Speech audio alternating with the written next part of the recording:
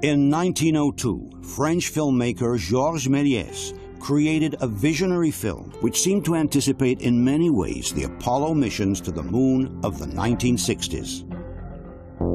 Méliès' film, of course, was just a fantasy.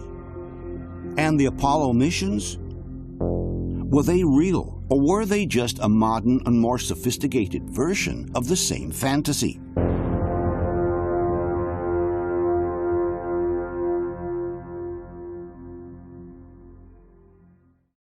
The story of the Apollo missions began in 1961, when President Kennedy announced before the world that the United States intended to land a man on the moon before the end of the decade or before 1970. This caused quite a stir, as up to that point the United States had only been able to launch an astronaut, Alan Shepard, in a short suborbital flight of only 15 minutes. Never having even sent a man in Earth orbit, setting the goal of reaching the moon in less than 9 years sounded like a far-fetched idea, to say the least. But it is at that point, according to the official narrative, that the United States set in motion a powerful technological machine that would actually allow them to reach the goal established by Kennedy a few months before the end of the decade, in July 1969. Those who don't believe that we went to the moon instead maintain that the United States did launch into this titanic enterprise, but they reached a point around 1967 in which they realized they could not overcome all the obstacles posed by such an ambitious project. And at that point, the only option left was to pretend to go to the moon. As they could not admit to the entire world that they were unable to achieve their goal, the United States would have chosen to fake the missions by using all the simulation systems they already had in place, which allowed them to replicate an entire lunar mission from beginning to end. For the people watching at home, it would have made no difference. Let's see now more in detail what happened during the historic decade of the lunar missions. History books tell us that in the 1960s, the so-called race to the moon took place. It refers to the competition between the United States and the Soviet Union about who could reach the moon first. If we take a closer look at the events, however, we will realize that it was actually a one-sided race, without a real opponent. It was only the Americans who truly tried to the end, driven not so much by the competition with the Soviets, but rather by the monstrous propaganda machine they themselves had set in motion at the beginning of the decade. Officially, the so-called race to the moon began on April 12, 1961, when the Soviets managed to put into orbit the first human being, Yuri Gagarin. It was then that President Kennedy asked Vice President Johnson to assess what the actual possibilities were for the United States to beat the Russians into space. This is where a very important figure comes into the picture, NASA Administrator James E. Webb. Johnson consulted with Webb and a few days later returned to Kennedy with an answer. Among the contemplated possibilities, one was to send a man to the moon. 2 weeks later, President Kennedy delivered the following speech in front of Congress. Now it is time to take longer strides. Time for a great new American enterprise. Time for this nation to take a clearly leading role in space achievement. I therefore ask the Congress above and beyond the increases I have earlier requested for space activities, to provide the funds which are needed to meet the following national goals. First, I believe that this nation should commit itself to achieving the goal, before this decade is out, of landing a man on the moon and returning him safely to the Earth. From that moment on, NASA Administrator James Webb threw all his energies behind the Luna project. From NASA's historical archives, we read, Webb, who had endorsed the Apollo program to Kennedy, now had his priorities fixed on the manned Luna landing, and he reorganized the space agency accordingly. An excellent mediator, Webb managed to gather the support from prominent political figures such as Senator Kerr from Oklahoma. From the NASA archives, we read, Kerr told his congressional colleagues that Webb was enthusiastic about the program and that if Jim Webb says we can land a man on the moon and bring him safely home, then it can be done. This endorsement, concludes the document, secured considerable political support for the Luna project. Behind the scenes, however, Kennedy remained skeptical about such a monumental task.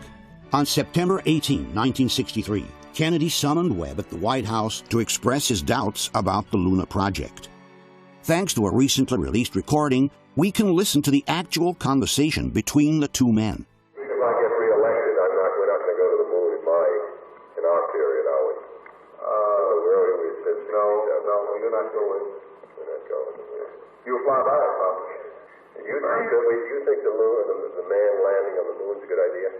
Yes, I think it is. Because when you do the same with instruments much cheaper. No, sir, you can't do the same. The lunar landing gave us the impetus to build big boosters and to tailor them specifically for the purpose. Therefore, they're going to succeed. Otherwise, they would not have succeeded or been efficient. But this looks like a hell of a lot of dough to go to the moon when you can learn most of what you want scientifically through instruments. And putting a man on the moon really is a stunt, and it isn't worth that many billions. Only 2 days later, in front of the United Nations, Kennedy made one last attempt to engage the Soviets in going to the moon together. Finally, in a field where the United States and the Soviet Union have a special capacity in the field of space, there is room for new cooperation, for further joint efforts in the regulation and exploration of space. I include among these possibilities a joint expedition to the moon. Khrushchev's response was not long in coming, but it was certainly not encouraging. 1 month later, at a meeting with the foreign press, the chief of the Kremlin stated, "At the present time, we do not plan flights of cosmonauts to the moon. I have read a report that the Americans wish to land on the moon by 1970. Well, let's wish them success, and we will see how they fly there, and how they will land there, or to be more correct, moon there. And most important, how they will get up and come back. We do not wish to compete in sending people to the moon without thorough preparation." They took off their hats. At that point, Kennedy realized that the die was cast, and that the United States would have to go it alone. This nation has tossed its cap over the wall of space, and we have no choice but to follow it. The day after, in Dallas, John Kennedy was killed. But at that point, the Luna program had been launched and passed directly into the hands of the new president, Lyndon Johnson. In the meantime, the Soviets were still trying to develop a Luna program and were secretly training their cosmonauts for it. But their program ended abruptly for a number of different reasons. The first was the unexpected death of Sergei Korolyov, the father of the Russian space program. During routine surgery in January 1966, Korolyov died.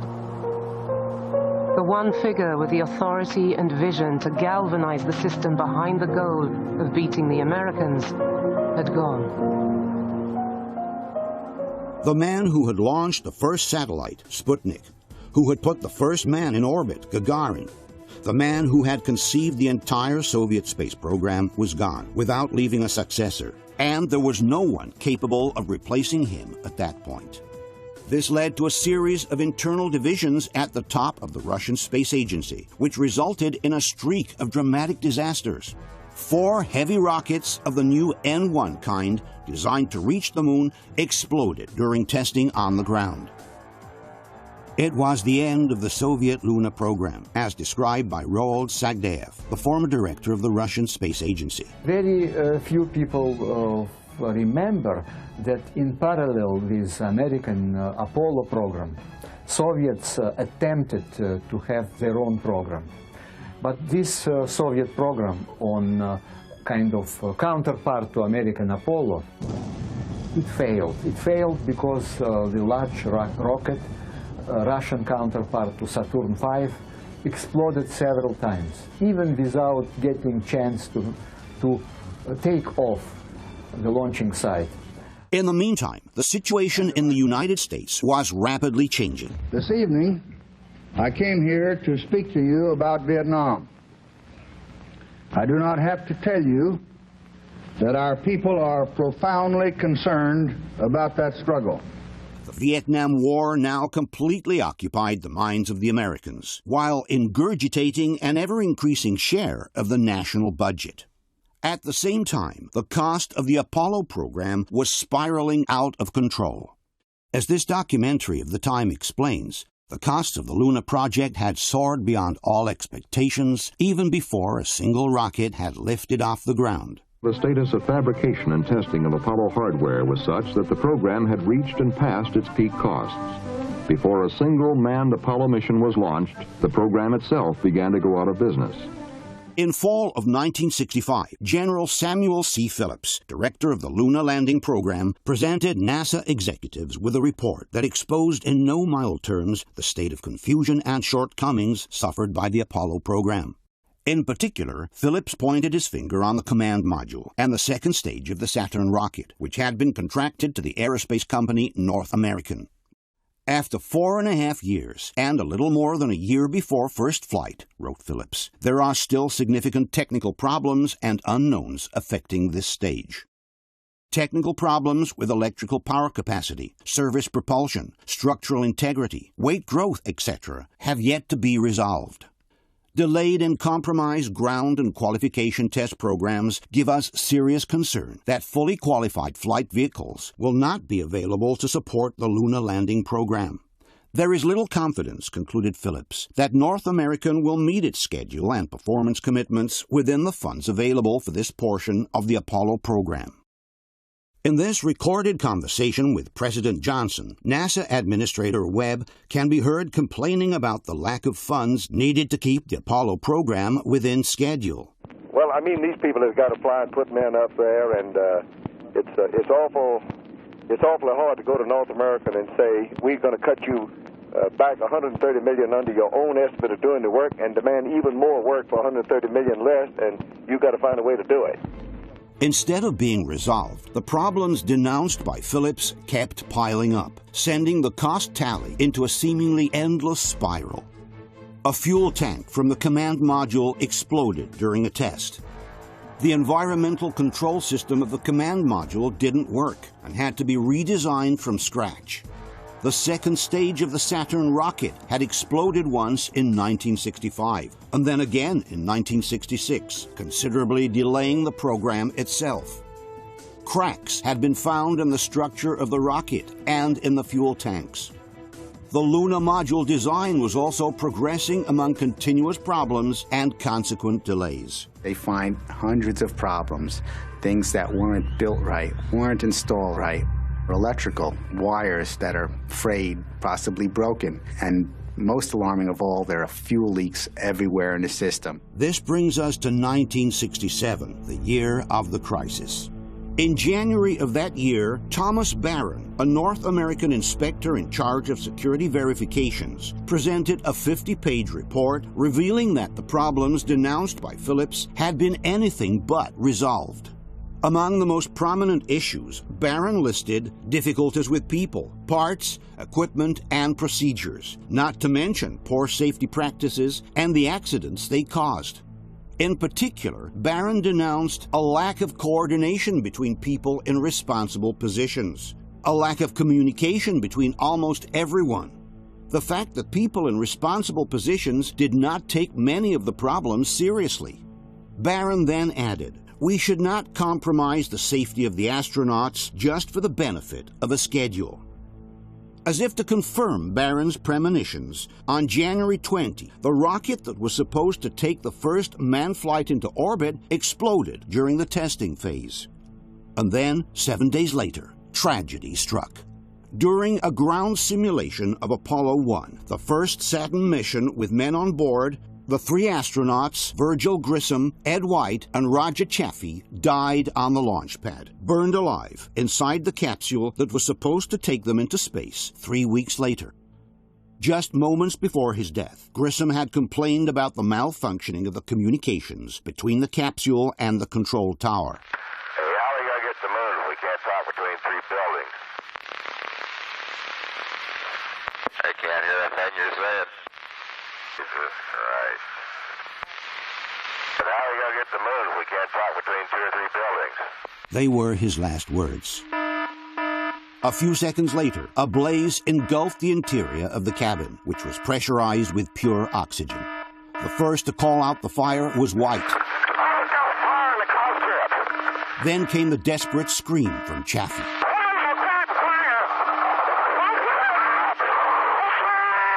Then, nothing else. In a few seconds, it was all over. The Apollo program was suspended indefinitely, even before a single capsule had been launched into space. The technical commission charged with discovering the cause of the fire was entrusted to astronaut Frank Borman. At the end of the investigation, it was concluded that the Apollo capsule needed to be redesigned from top to bottom. This added another year of delay to the already tight program schedule. At that point, many felt that the Apollo program was over even before it started.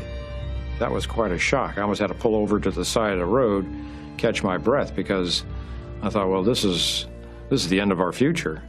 The program started to just churn. Churn and churn and churn. With the months passing fast, the 1969 deadline was getting closer and closer. In March 1967, NASA Administrator James Webb testified in front of the House Committee on Science and Astronautics. This was a very different person from the one who had enthusiastically supported President Kennedy's project 6 years before. But my own judgment, declared Webb, is that if we get this done by the end of 1969, we will be very, very fortunate. The possibility of doing all the work necessary is less this year than it was last. And I testified at this table last year that it was less at that time than it had been the previous year. In other words, according to the director of NASA himself, the closer they were getting to the end of the decade, the more the dream of reaching the moon was slipping away. And 1 year after these statements, the same James Webb suddenly quit NASA. The man who had inspired Kennedy from the beginning, the man who personally rewarded the astronauts on their return from the first orbits, the man who had done everything possible to allocate the funds to go to the moon, inexplicably abandoned the project of his life, a step away from its realization. On October 7, 1968, less than 3 months before the historic Apollo 8 mission around the moon, James Webb retired from NASA and returned to private life. NASA's deputy director, Robert Siemens, had also inexplicably resigned in January of the same year. When the Washington Post asked him, "There must be some reason why you're leaving right now. Why not stay until you get to the moon?" Siemens sternly replied, "Look, I've been down here 7 years. I only intended to stay 2. But it's clear that his resignation must have had something to do with the catastrophic situation in which the Apollo program found itself at that point. Possibly even more surprising was the resignation of astronaut Walter Schirra, which came only 4 days after James Webb's resignation. Schirra was one of the legendary Mercury 7, the original group of astronauts that had started the entire space program back in the 50s. He had already flown on both the Mercury project and the Gemini project, and given his long experience, he was certainly due to be sent to the moon with the Apollo program at some point. Yet, inexplicably, only a few months before the first lunar missions, Schirra gave up the possibility of triumphantly crowning his lifelong career and chose to retire instead. Why these people, who had dedicated the best part of their professional life to the space program, chose to resign just months before the final achievement is a question that remains to be answered.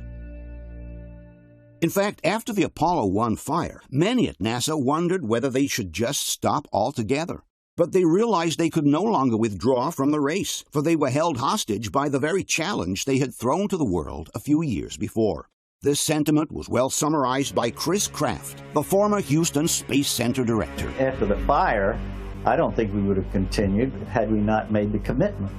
The country made the commitment, and they would have looked like a bunch of gooks if they hadn't continued on in the eyes of the world and in their competitive position in the Cold War. It is at this point, according to the alternative theory, that the heads of NASA decided to stage in a studio what they would have not been able to achieve in reality: the moon landings of the Apollo missions. After all, by that time, NASA had developed all the technology needed to simulate a complete mission to the moon and back without ever having to leave the Earth. As we will later see, all they would have needed to do was to use the images produced by the simulators to pretend that they had really landed on the moon. There was another reason why the United States could no longer withdraw from their commitment to go to the moon. It was the domestic public opinion, which had been galvanized by a decade of relentless propaganda, in which the conquest of the moon had been sold to the public like something imminent and certain. These clips from the propaganda films of the time help us to understand the spirit of the era. Sometime in the future, American astronauts will explore the moon. This is the first of the big Saturn V. Someday it will carry 3 men and equipment to the moon and back. In a few short years, this scene of man on the moon will be a reality. This is the Apollo Command Module. A spacecraft like this will one day carry astronauts to the moon and back. This is the lunar module. A similar craft will one day allow 2 astronauts to set gently down on the surface of the moon. Kennedy Space Center, a reality in the preparation for manned lunar landings. The press had done its part as well. More and more often, magazines were publishing articles showing modern man projected to the conquest of space. Adventure books set in space multiplied, making the public ever more familiar with the idea of colonizing other planets. For a nation raised in the myth of the Far West, the new space frontier was only the natural extension for their spirit of conquest. Thus, interplanetary rockets, new satellites, and spaceships of all kinds became every day more familiar for the American public. New guides to space were born every day, such as those published by Hammond or by Doubleday, which illustrated the upcoming Apollo missions in utmost detail. There was even a guide to space for elementary teachers. Kids in schools spent their time building their rockets, dreaming of going to the moon one day. If I ever go to the moon, I think it'll be very fun. I just hope to go very, very soon, and I hope I'm not really that old. Walt Disney had created an entire section of Disneyland dedicated to space travel called Tomorrowland. Meanwhile, Disney regularly published books and comics in which his most famous characters went into space. Then you had children's coloring books, with Daddy taking his kids to visit the moon. You had model books with cardboard rockets and astronauts' figurines to cut out. You had 3-dimensional books describing in detail every aspect of life in a space station. And at the center of everything, there was always the astronaut, the new mythological figure that had replaced the old hero of the West in the popular lore. After 10 years of such relentless propaganda, one thing can be affirmed with certainty. Had NASA not been technically able to send men to the moon, or had it been too risky to do so, they would have had to fake it. They had no alternative at that point. With the entire nation already focused on the new frontier, it would not have been possible to admit the failure of the space project without the U.S. government losing its total credibility in front of its population.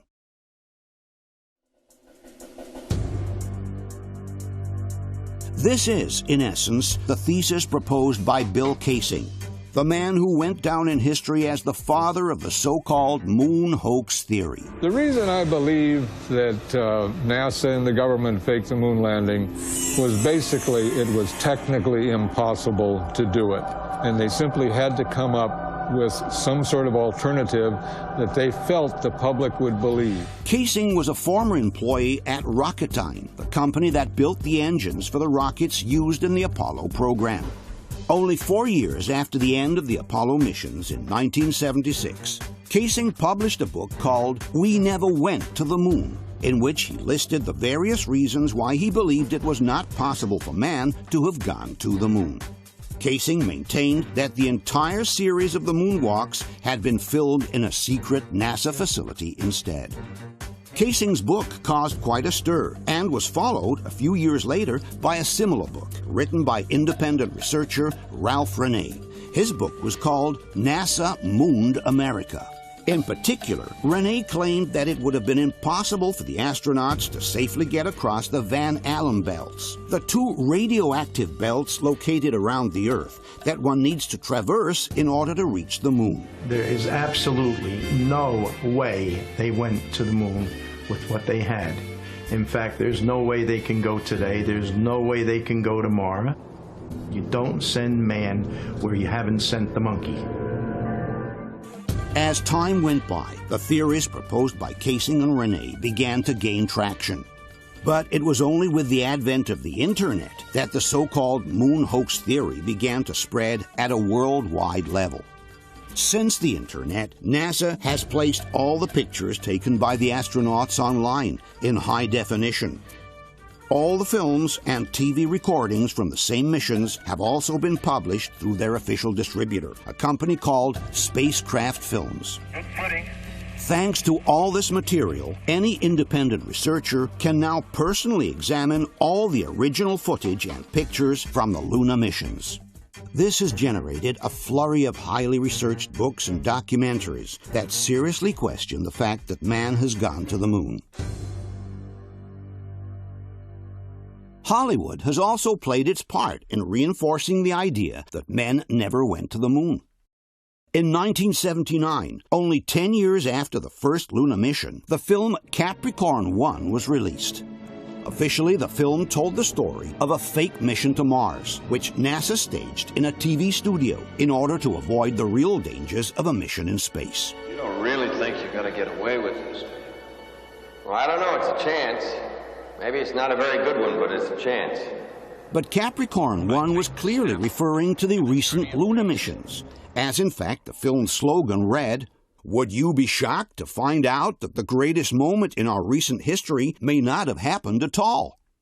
The producers didn't mince words when suggesting that NASA could have easily fooled the entire world with the fake Apollo missions. I believe, had they wanted to, that NASA could indeed have pulled off the greatest hoax of all time, never sent anyone to the moon, and recreated it in a television studio. If they were able to make it look real with a budget of only $4 million, suggested the producers, the same could have certainly been done by NASA, which had practically unlimited funds and resources. And Capricorn 1 is not the only Hollywood film to have suggested that the lunar landings were filmed on Earth. In the James Bond movie, Diamonds Are Forever, Sean Connery accidentally finds himself running across a movie set where the lunar landings are being staged. There he is, behind the rock. Come on! What the hell is this, amateur night? Stop him, Harry! In the animated movie The Minions, released in 2015, the group of characters also accidentally comes across a movie set where the Apollo missions are being filmed.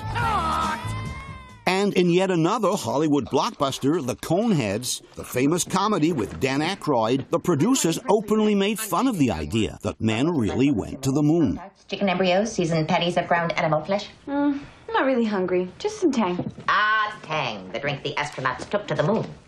Astronauts to the moon.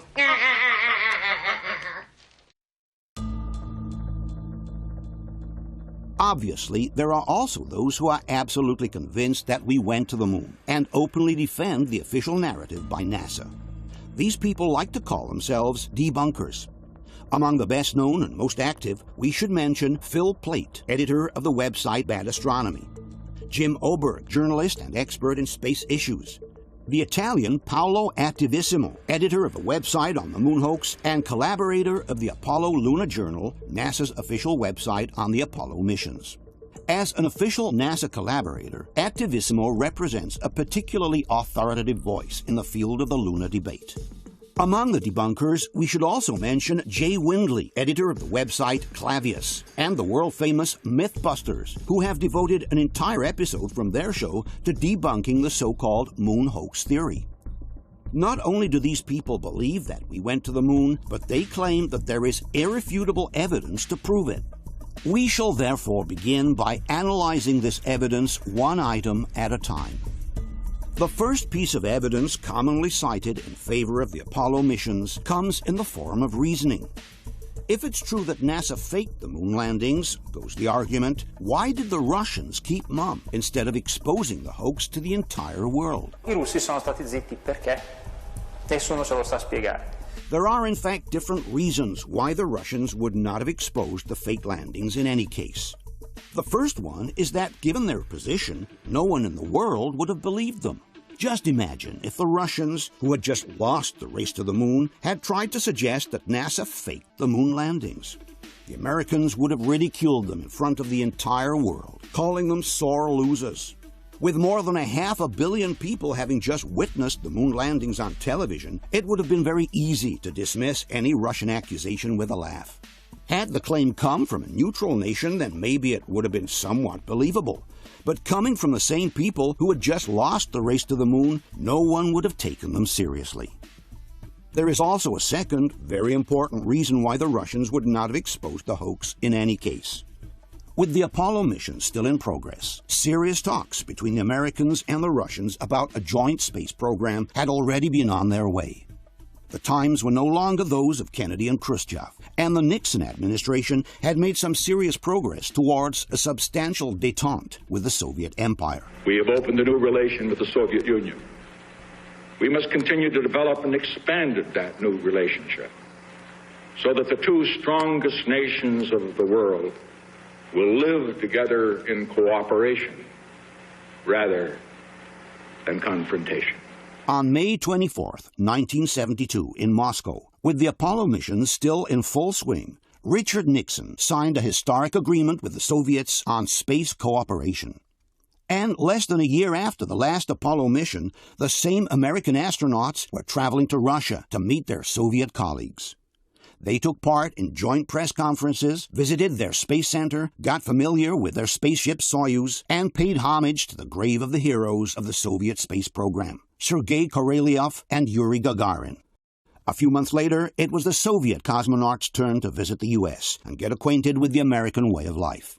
They visited the Houston Space Center, familiarized with the American spaceship Apollo, and worked together with their counterparts to perfect the system that would allow their spaceships to connect to each other during future joint missions. All of this would culminate only 3 years after the last Apollo mission in the historic encounter between the American spaceship Apollo and the Russian spaceship Soyuz. These are the words by Soviet cosmonaut Leonov before departing for the joint mission with the Americans in space. Chairman of the State Commission, the crew of the Soyuz spaceship is ready for the joint flight with the American spaceship Apollo. We have the great honor of participating in the first international flight of manned spaceships. The fulfillment of this experiment will yield still broader possibilities in our space research. On the American side, the tone of the comments was just as appeasing. The mission climaxed more than 3 years of planning and preparation, a time during which differences in language, in technology, in political creed were set aside in favor of the common goal. In fact, the joint mission between the Russians and the Americans would pave the way to what is today the International Space Station, a place where astronauts from the U.S., Russia, Italy, Japan, and many other countries work elbow to elbow in the international space program. In conclusion, had the Russians exposed the lunar hoax by the Americans, not only would the entire world have laughed at them, but nothing of what followed in terms of space cooperation with the Americans would have ever been possible. Faced with a possible bluff by the Americans, all there would have been left for the Russians to do was to bite the bullet and look at the future with a smile on their face. As all philosophers say, The best part of a good dinner is not what you eat, but with whom you eat. The second piece of evidence often used in favor of the moon landings is the following. With over 400,000 people involved in the NASA project, goes the argument, someone sooner or later would have spilled the beans. Poi vabbè, si può considerare una cosa molto banale. All'operazione Luna parteciparono 400.000 tecnici di società private, non militari, non era un'operazione di 4 gatti che lanciano un missile. Quindi tutta questa gente in 40 anni non ha mai confessato nulla. But it's the very premise to this argument that is flawed. Nowhere does it say that all 400,000 NASA employees had to be informed of the scam being perpetrated. In fact, the lunar landing project had been split among thousands of different companies that worked all over the United States, totally independent from one another. The employees from Grumman were building the lunar module in their factories in Long Island. The technicians from ILC were designing the spacesuits in their laboratories in Delaware. The employees from Boeing were building the lunar rover in the state of Washington. The people from McDonnell Douglas worked on the Saturn rocket in their factories in California. The technicians from General Motors were producing the tanks for the command module at their home in Indiana.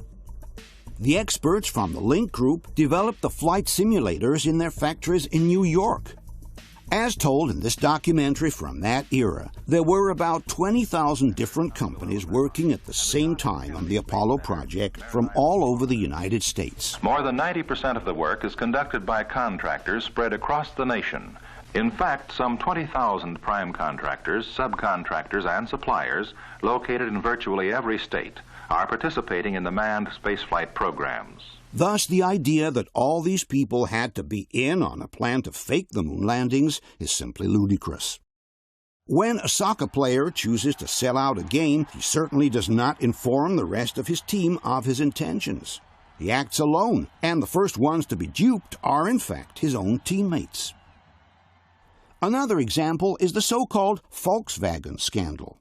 In 2015, it was revealed that the German automaker had deceived the entire world by selling them cars whose engines exceeded the established emission regulations.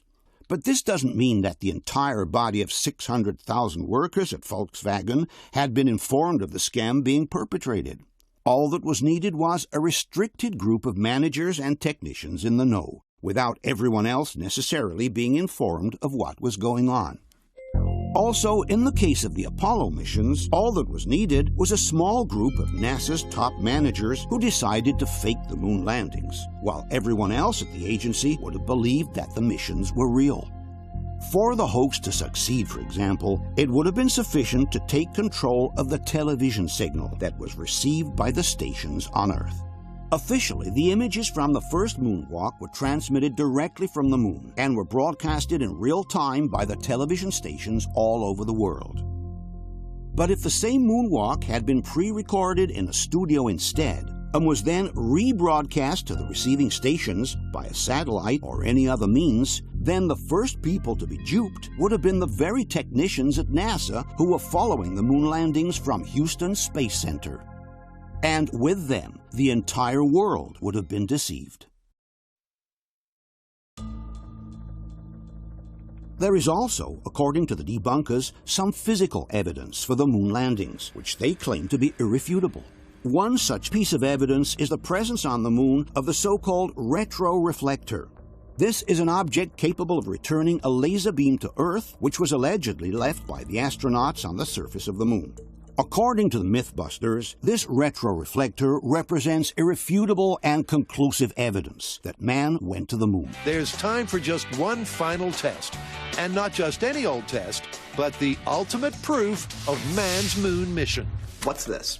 A reflector. In fact, it's called a retroreflector, made up of many tiny prisms just like this. If there was a retroreflector on the moon, and we knew its exact location, and we had a powerful enough laser, we could detect the reflection and prove there is man-made equipment on the moon. So what you're saying is that we get a really big laser and point it at the reflector on the moon, and if we get a signal back, that means that we were, in fact, there. Precisely. In order to prove their point, the Mythbusters conducted an experiment from the Apache Point Observatory in New Mexico. This thing right here is the Apache Point Observatory, and these guys have the tools that we need to put the final nail in the coffin on the moon landing hoax. That's the location where Apollo 15 landed on the moon. That is so cool. Initiating laser on retroreflector from Apollo 15. And there's a spike beginning to stand out. Is that it? That's the return from Apollo 15. Light returning from the laser retroreflector at exactly the wavelength and distance that we were expecting. But it's really thrilling to watch it happen right in front of us. Not just thrilling, but conclusive. We shined that laser at the moon on the second test, and we got a clear spike back. Photons came back to our receptor. Now, the only way that that could happen is if there was a piece of man-made equipment up on the moon to reflect them back. It may seem like conclusive evidence, but it is far from that. It's in fact perfectly possible to bounce a laser beam off the lunar surface and detect it on Earth without the aid of any particular instrument. This kind of experiment had already been successfully conducted by the Massachusetts Institute of Technology in 1962, 6 years before the Apollo missions. From the December 1966 issue of National Geographic, we can read, 4 years ago, a ruby laser, considerably smaller than those now available, shot a series of pulses at the moon, 240,000 miles away. The beams were reflected back to Earth with enough strength to be measured by ultra-sensitive electronic equipment. A similar experiment was replicated by the Soviets 1 year later. From the New York Times of November 4th, 1963, we can read, a concentrated beam of light has been bounced off the moon and detected on Earth by a Soviet observatory in Crimea. The feat duplicates an experiment conducted late last year by engineers of the Massachusetts Institute of Technology. It was 6 whole years before the Apollo missions, and it was already possible to bounce a laser beam off the moon with no need of a retroreflector. Furthermore, assuming that such an object is actually present on the moon, this doesn't mean that it was brought up there by astronauts. A retroreflector could have been easily placed on the surface of the moon by an unmanned probe. The Soviets had done exactly the same thing in the same years when they sent retroreflectors to the moon with their unmanned probes, Lunokhod 1 and Lunokhod 2. In no case, then, can the retroreflector be considered a valid proof in favor of the Apollo missions, let alone a definitive one. Okay, now, you think you can chip off the... Another piece of evidence for the lunar landings often mentioned is the moon rocks. All those samples of rocky material that the astronauts allegedly brought back to Earth from their missions to the moon. Being composed of different material than the Earth, claim the debunkers, these rocks are the tangible proof that man went to the moon. From the debunking site Clavius, we can read, the lunar surface samples returned by the Apollo missions are considered by many to be the most compelling evidence that the missions were authentic. On its own website, NASA writes, moon rocks and common sense prove Apollo astronauts really did visit the moon. In reality, these alleged moon rocks by themselves don't prove anything. Even accepting that their composition is different from that of the Earth, we must remember that many meteorites originating from the moon have been retrieved in Antarctica. Well, I got a phone call once, a fellow at the Smithsonian, and he said, Jerry, we have now a meteorite which I just brought back from Antarctica, which is from the moon. The whole assembly of scientists attacked this object, and at the end of a year and a half, the conclusion was it was a moon rock. It was unambiguously a moon rock. And it's certainly a curious coincidence that Wernher von Braun and some of his NASA colleagues visited Antarctica in 1967, exactly 1 year before the beginning of the lunar missions. As stated by the New World Encyclopedia, the expedition was one of the first to systematically search the ice surface for meteorites believed to originate from the moon for later use as a reference material. Nothing forbids that this reference material could have been later used as original after the Apollo missions. Furthermore, it is possible that the diversity of the lunar rocks was obtained with some special processing here on Earth, as suggested by Bill Wood, an aerospace engineer. And then I think the vast majority of the hundreds of pounds of moon rocks that we claim to have are made here on Earth. They can be irradiated or exposed to a vacuum or modified in certain minor ways so that they appear slightly different. In fact, in 2009, it was discovered that a lunar rock donated by the American astronauts to a Dutch museum was actually a piece of petrified wood, a cheap earthly fake presented to the world as if it were a precious lunar rock. But even if these rocks really came from the moon, they could have been retrieved by an unmanned probe, and not necessarily by humans. Again, the same thing was done by the Soviets with their unmanned probes Luna 16, 20, and 24. Thus, in no case, regardless of their origin and composition, can the so-called lunar rocks be considered proof that man went to the moon.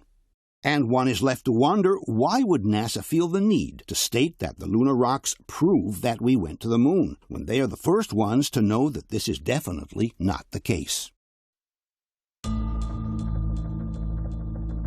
According to the debunkers, the landscapes seen in the Apollo pictures are too large to have been recreated in a studio. Se noi prendiamo le fotografie, questa è la missione Apollo 11, si possono mettere insieme per comporre delle panoramiche. Allora, quanto sarebbe stato grande il set per ottenere una panoramica di questo genere? Giusto per vederla in qualità migliore. Questo è Neil Armstrong che fotografa Buzz Aldrin, clic, clic, clic, clic, in questo modo. Quindi il set ipotetico avrebbe dovuto essere parecchio grande. In reality, those who support this idea are not familiar with the great illusory capacities of cinematography. This, for example, is a scene from the film Magnificent Desolation, produced by IMAX in 2005. As one can see, the depth of the terrain in the background is quite similar to that of the Apollo missions. And yet, this is the actual set where the scene was filmed. Only the terrain in the foreground is real. The rest of the landscape is projected as a backdrop with the use of special effects. The only difference with the 1960s is that today the background images are superimposed to a green screen with a digital technique, while in the past the background images were projected onto a highly reflective screen with a technique called front projection. One of the first ones to use the front projection was Stanley Kubrick in the film 2001: A Space Odyssey. This is the famous opening scene with the monkeys in the African desert. As one can see, the savanna in the background appears to be immense. And this is the studio where the scene was shot. Only the first part of the set is real, the one in the foreground. The rest is a photographic image, which is projected onto this highly reflective silk screen. Here is another example of the use of front projection from the same Stanley Kubrick film. The terrain in the foreground is real, and we are in the studio, while the image in the background is the result of a projection onto a highly reflective screen. One way to know whether the front projection was used is to verify whether there is a continuous separation line between foreground and background crossing the entire image from left to right. This is actually the line separating the real terrain in the studio from the projection screen in the background. And, curiously enough, we notice that in many of the Apollo pictures, a continuous line crossing the frame from left to right is present. This line separates the terrain in foreground from the distant hills in the background.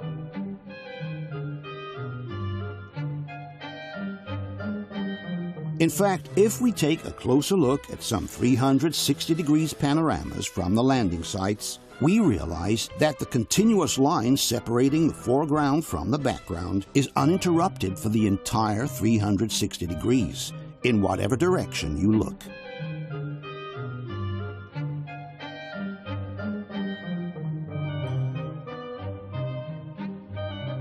This means that either the astronauts have landed on some kind of truncated cone separated for 360 degrees from the distant hills, or the images have been shot in a studio, and the continuous line separating the foreground from the background is just the separation line between the real set and the projected image. Furthermore, at the time of the Apollo missions, Hollywood had already developed a mobile front projection system, which could have also allowed to film moving scenes with the distant background projected on a screen. Another technique used to obtain similar results was that of painted backdrops, as in this example from a Hollywood film from the 50s. Nicola Pecorini has worked extensively in Hollywood as a cinematographer, making films for Sylvester Stallone, Terry Gilliam, and many others.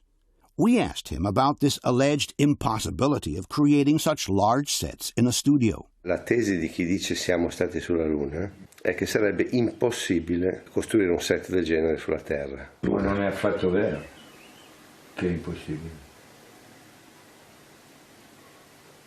Cioè, dagli anni 30 che fanno set, perché non è che devi costruire il set fisicamente fino là, cioè, tu costruisci e poi ci sono dei backdrops, cioè, i set enormi anche in, come si chiamava, Gone with the Wind, erano dei bei dipinti, i cieli, non è che erano veri cieli. Another technique for which Hollywood is famous is that of miniaturization. Apparently huge situations can be reproduced in a studio to the smallest detail. Small-scale models are also regularly used in Hollywood with great effectiveness. In fact, there are serious suspicions that the images of the lunar module departing from the moon were actually filmed in a studio using small-scale models. In conclusion, if we were to believe that everything we see on a screen is real, we would also have to believe that New York was submerged by a devastating tsunami, that gigantic gorillas can climb the Empire State Building, and that the magical Kingdom of Oz actually exists.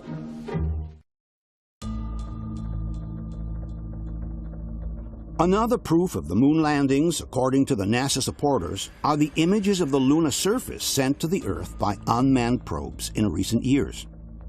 In 2009, the American probe Lunar Reconnaissance Orbiter completed a full mapping of the lunar surface, sending back the images of what purportedly are the landing sites of the Apollo missions.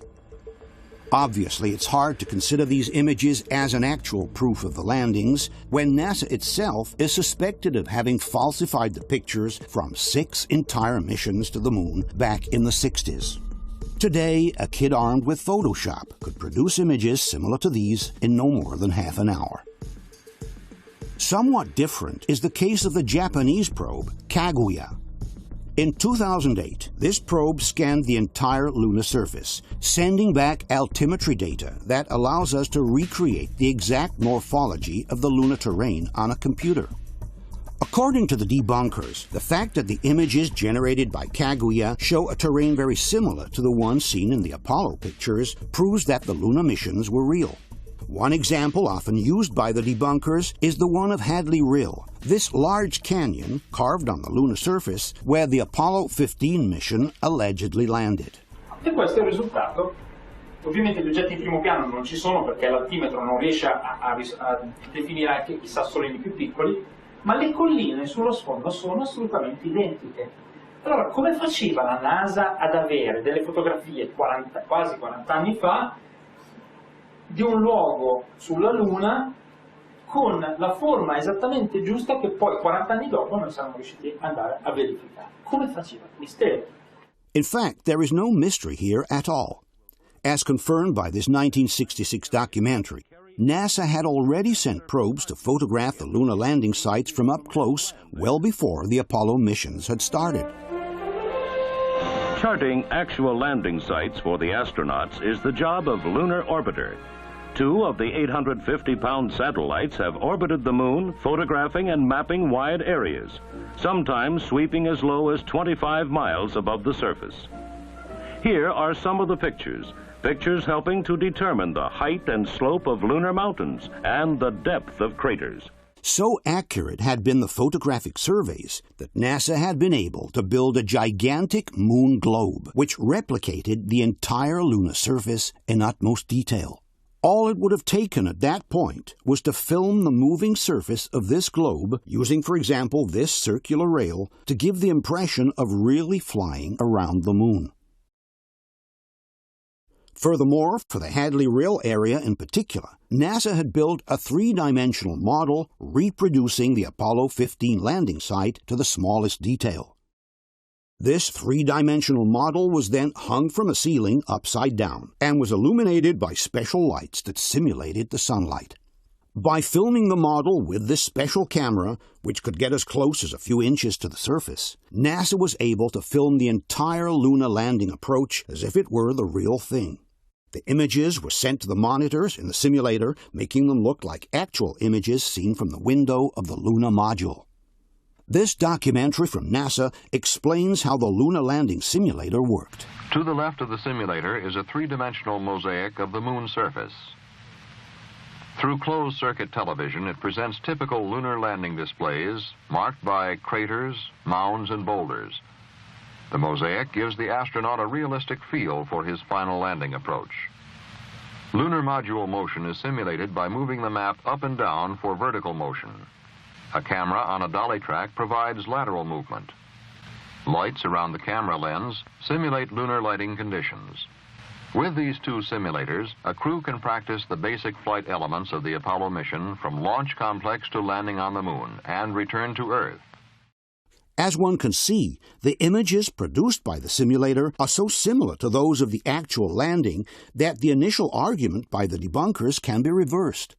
Not only was NASA able to replicate the exact morphology of the landing sites in the studio, but they could have, in fact, simulated the entire lunar landing using the very images from their simulator without the need of actually going to the moon.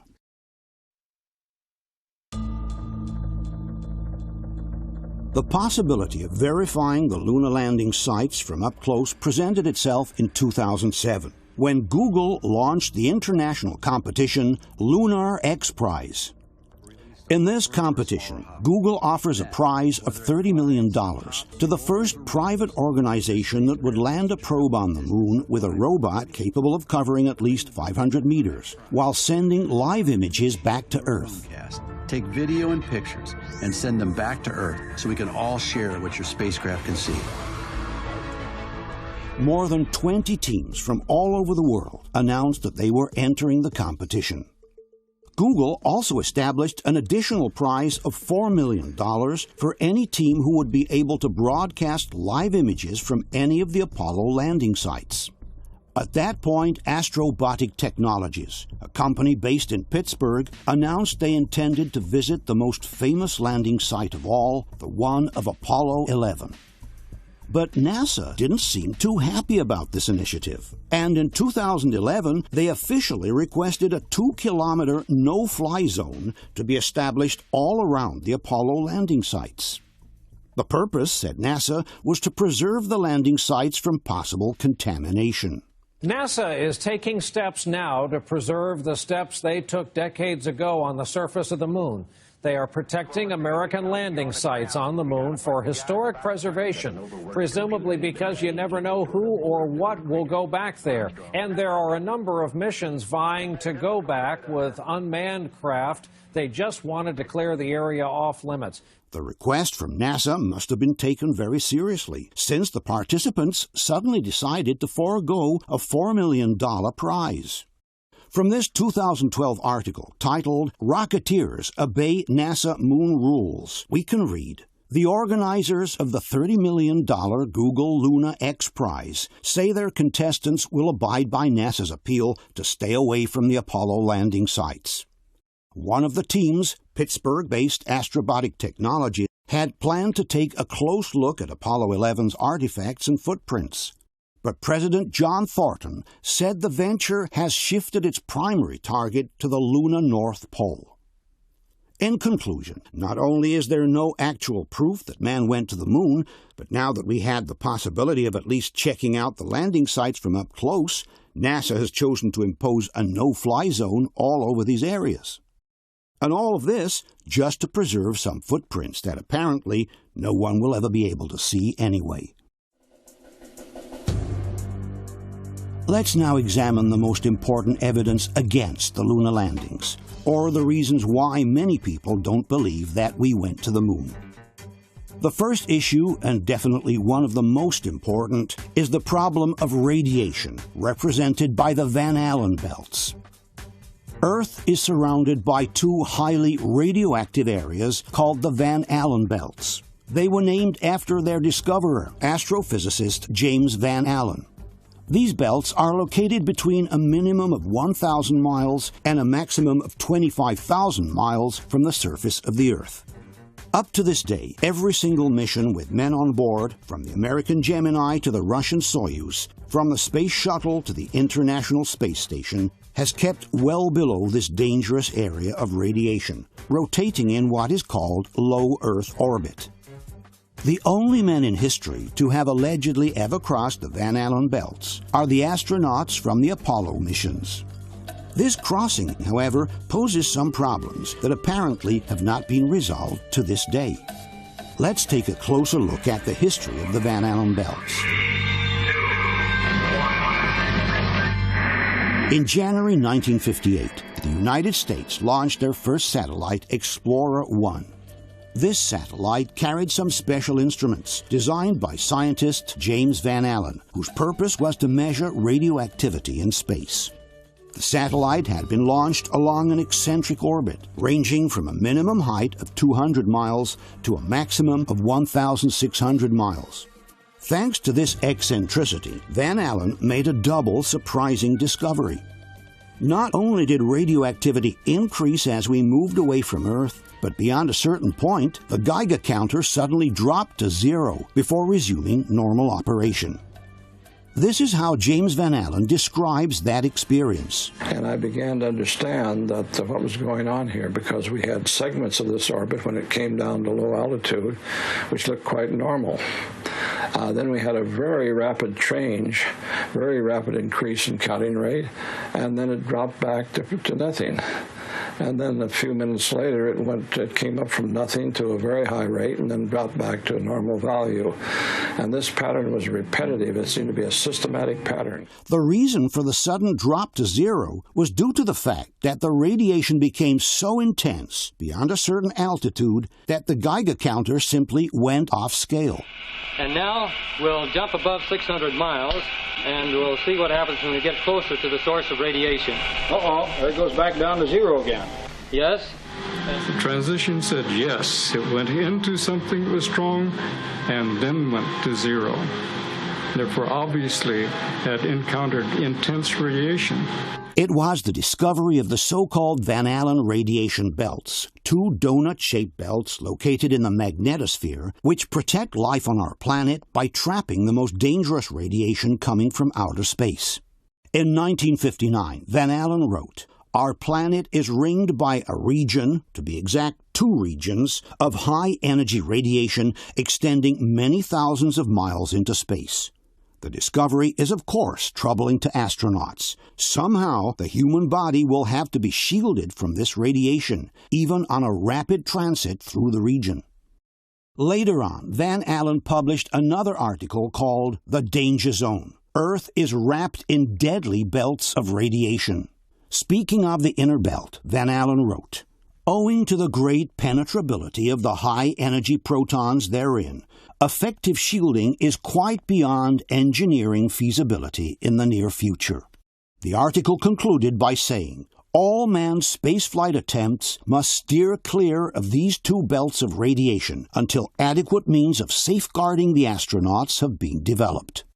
This film from the California Academy of Sciences also underlines the need to protect astronauts through the radiation belts, which are openly termed as deadly. The existence of the Earth's radiation belts presents a very serious hazard to future space travel.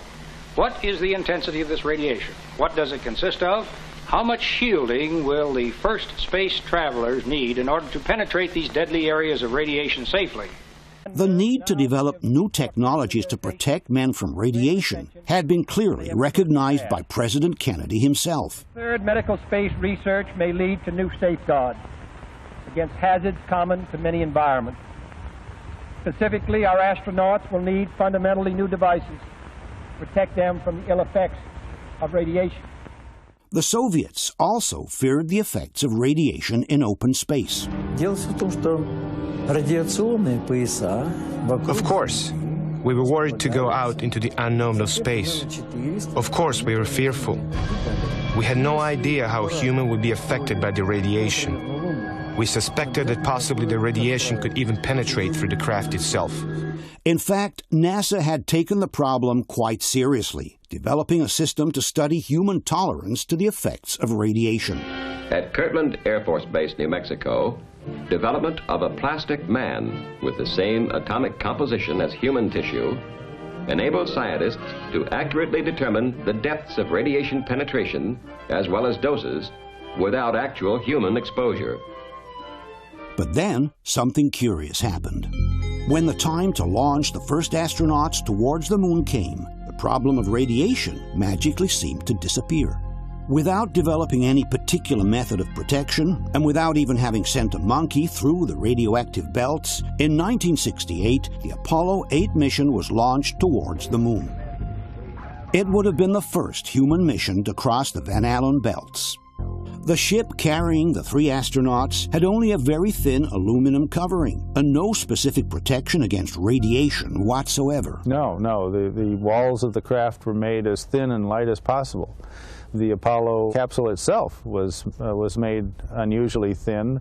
In fact, they couldn't even initially carry enough air inside to be the equivalent to sea level air pressure. They ran it at reduced pressure in order to be able to make the walls thinner. Frank Borman, Jim Lovell, and Bill Anders were the first 3 humans to ever venture across the radiation belts. And yet, during their trip to the moon, that crossing seemed to be the least of their worries. These are the 3 astronauts broadcasting from somewhere halfway between the Earth and the moon. It seems that the most interesting thing to talk about is the behavior of the toothbrush in absence of gravity. You can see Bill's got his toothbrush here. Demonstrates how things float around 0G. In the Apollo 8 mission report, a 250-page document filled with technical information of all kinds about the mission just completed, the crossing of the Van Allen belts is not mentioned once, not even in passing. It was as if the problem of radiation, with all the dangers described by Van Allen, suddenly had never existed. After Apollo 8, another 8 missions followed the same route, each crossing twice, one on the way out and one on the way back, the Van Allen radiation belts.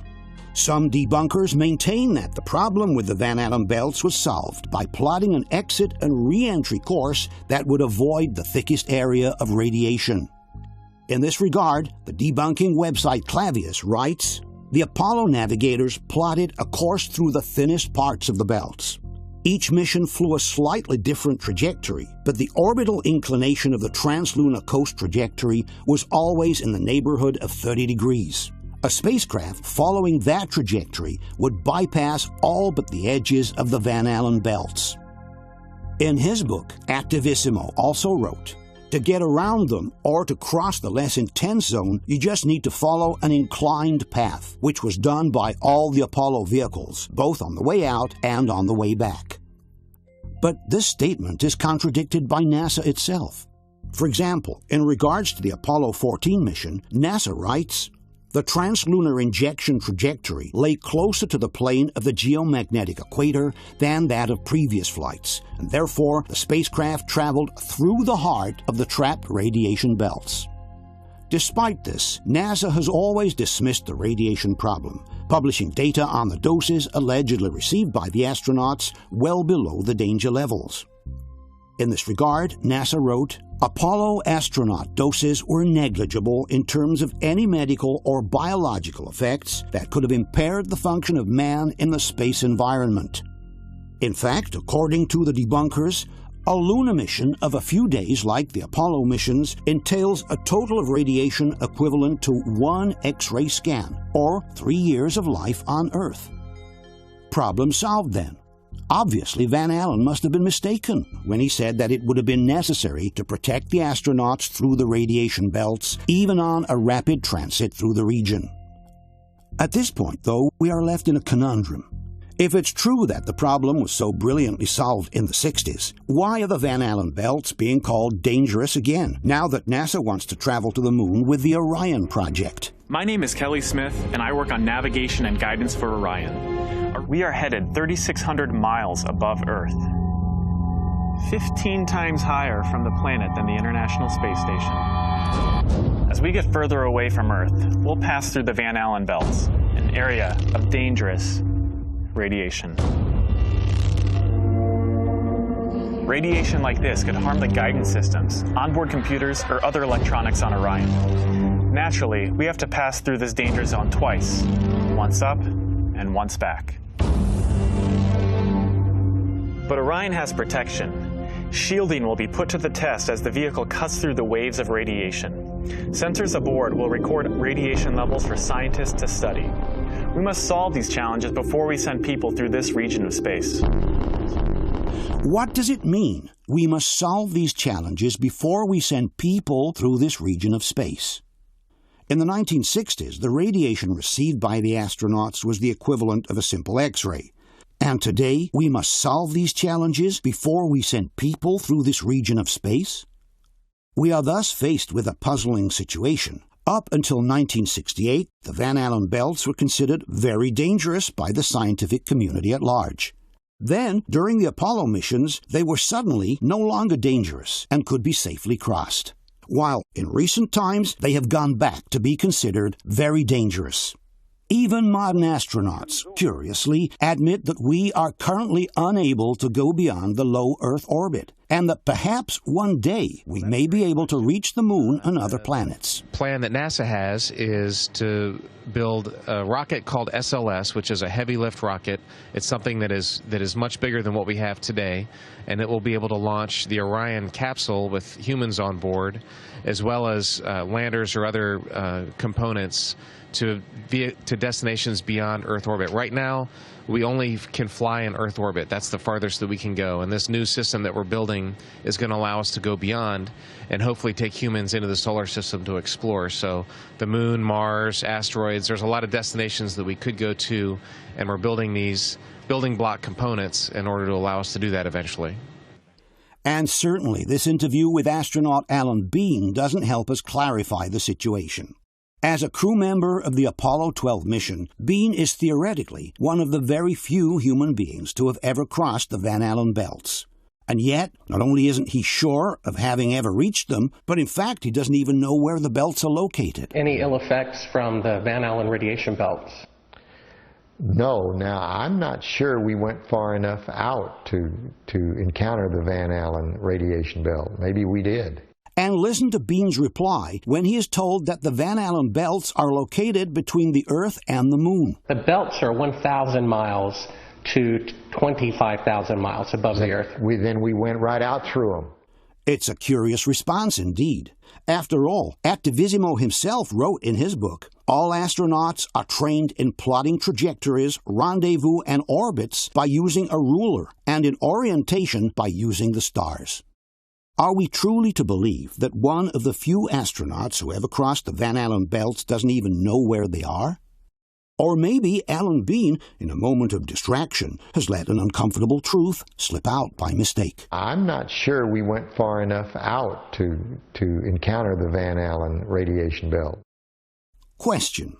Can you explain why NASA, despite everything Van Allen had written on the dangers of radiation, has sent the first astronauts through the radioactive belts without any specific protection and without even sending a monkey first in order to evaluate the effects of radiation on a biological organism as complex as the human being?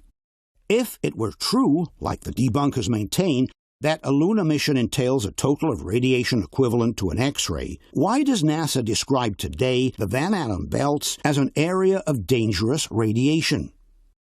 If it's true, like NASA maintains, that during the trip to the moon 50 years ago, the astronaut doses were negligible, why does NASA state today, in regards to the Van Allen belts that we must solve these challenges before we send people through this region of space. How is it possible that one of the very few astronauts to have ever crossed the Van Allen belts doesn't even know where they are, and even doubts having gone far enough out to encounter the Van Allen belts? Let's now discuss the actual lunar landings. We will start by examining the lunar spaceship, or LEM, which has allegedly brought 12 astronauts to walk on the surface of the moon in the course of 6 different missions. The LEM, or Lunar Module, is the vehicle that was designed to carry astronauts to the surface of the moon. But this very LEM raises so many questions that many doubt this vehicle has actually ever reached the moon. They suspect this is only a mock-up model sitting on a movie set instead. Seen from a distance, the LEM appears like a technological wonder. But once we get up close, we realize that it looks more like a mock-up model, somehow put together with steel tubes and papier-mâché, held together with simple Scotch tape.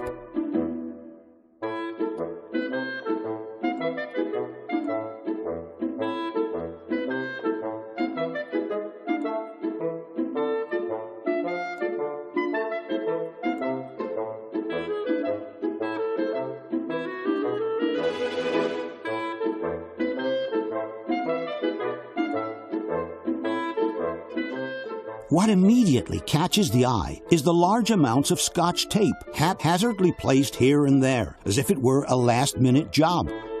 With temperatures that can reach over 200 degrees in the sun, doesn't seem like a smart idea to use Scotch tape everywhere.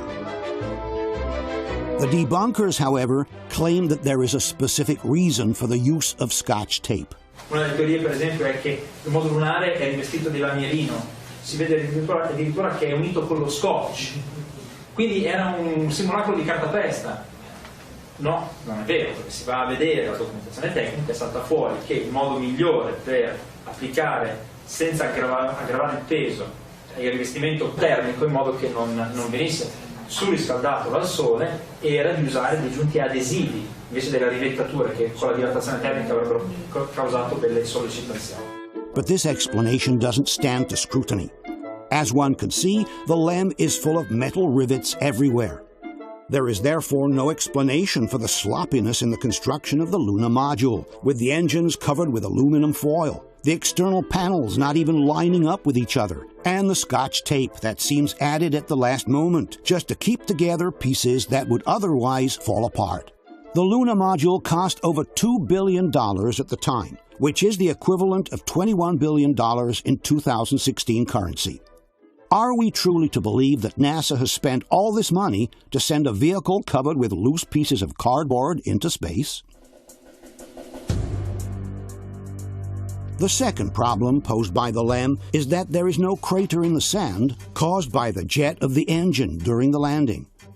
According to the debunkers, this crater should not exist at all because the LEM uses very little power when it lands, they say. And it does so on a rocky volcanic surface anyway. Sulla Luna, essendoci un sesto di gravità, il peso che deve essere sostenuto dal motore è un sesto, quindi la spinta che viene scaricata sul terreno è molto modesta. Non c'è motivo di produrre un cratere, oltretutto in una superficie rocciosa, di roccia vulcanica come è quella della Luna. But the surface where the LEM supposedly landed is not rocky at all, like Attivissimo claims.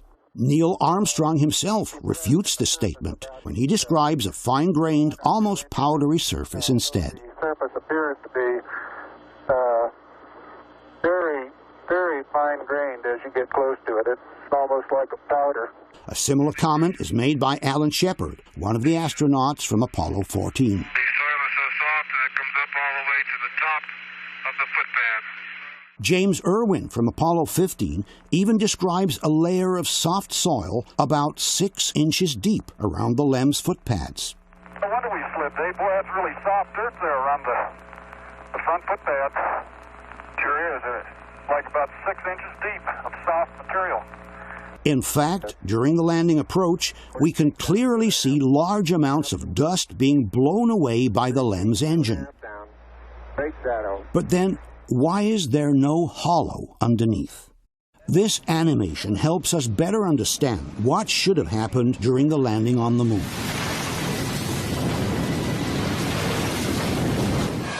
Just like this leaf blower, which blows away the dust on the surface and reveals the hard rock underneath, we would expect to see a hollow in the sand under the LEM, revealing the hard terrain under the surface. But the hollow is not there. This animation shows the landing of the Phoenix probe on Mars, which took place in 2008. As one can see, the Phoenix also uses rockets to land on the surface of the planet. And these are the actual images sent back to Earth by the Phoenix after it landed. As one can see, the sand on the surface has been blown away by the rockets, which are seen above, revealing the hard terrain underneath.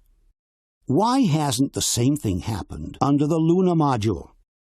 Question: if a simple leaf blower can remove the dust from the surface, revealing the hard rock underneath, why has the same not happened under the engine of the LEM?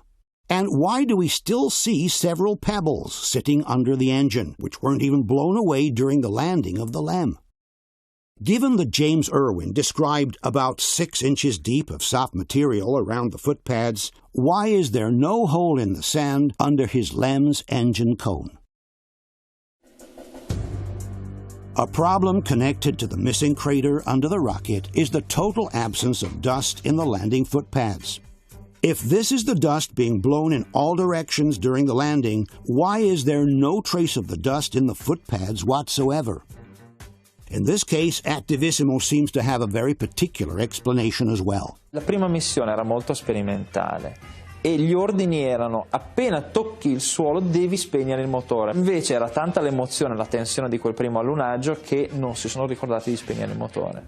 Lasciando il motore acceso, spazzano via tutta la polvere che c'è intorno al modulo lunare ed è per questo che le zampe sono pulite. But the statement by Attivissimo is demonstrably false. All one has to do is check the original video from the landing of Apollo 11 to realize that Armstrong orders the engine shut off right after the contact lights have come on, which is before the LEM actually touches the ground. Contact light. Okay, engine stop. APA at a descent.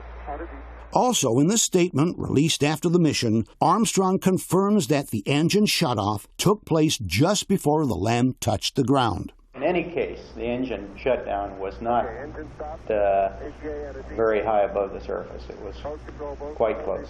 Furthermore, the absence of dust in the foot pads can also be noticed in other missions, such as Apollo 12 or Apollo 14, which means the explanation by Attivissimo is not valid anyway.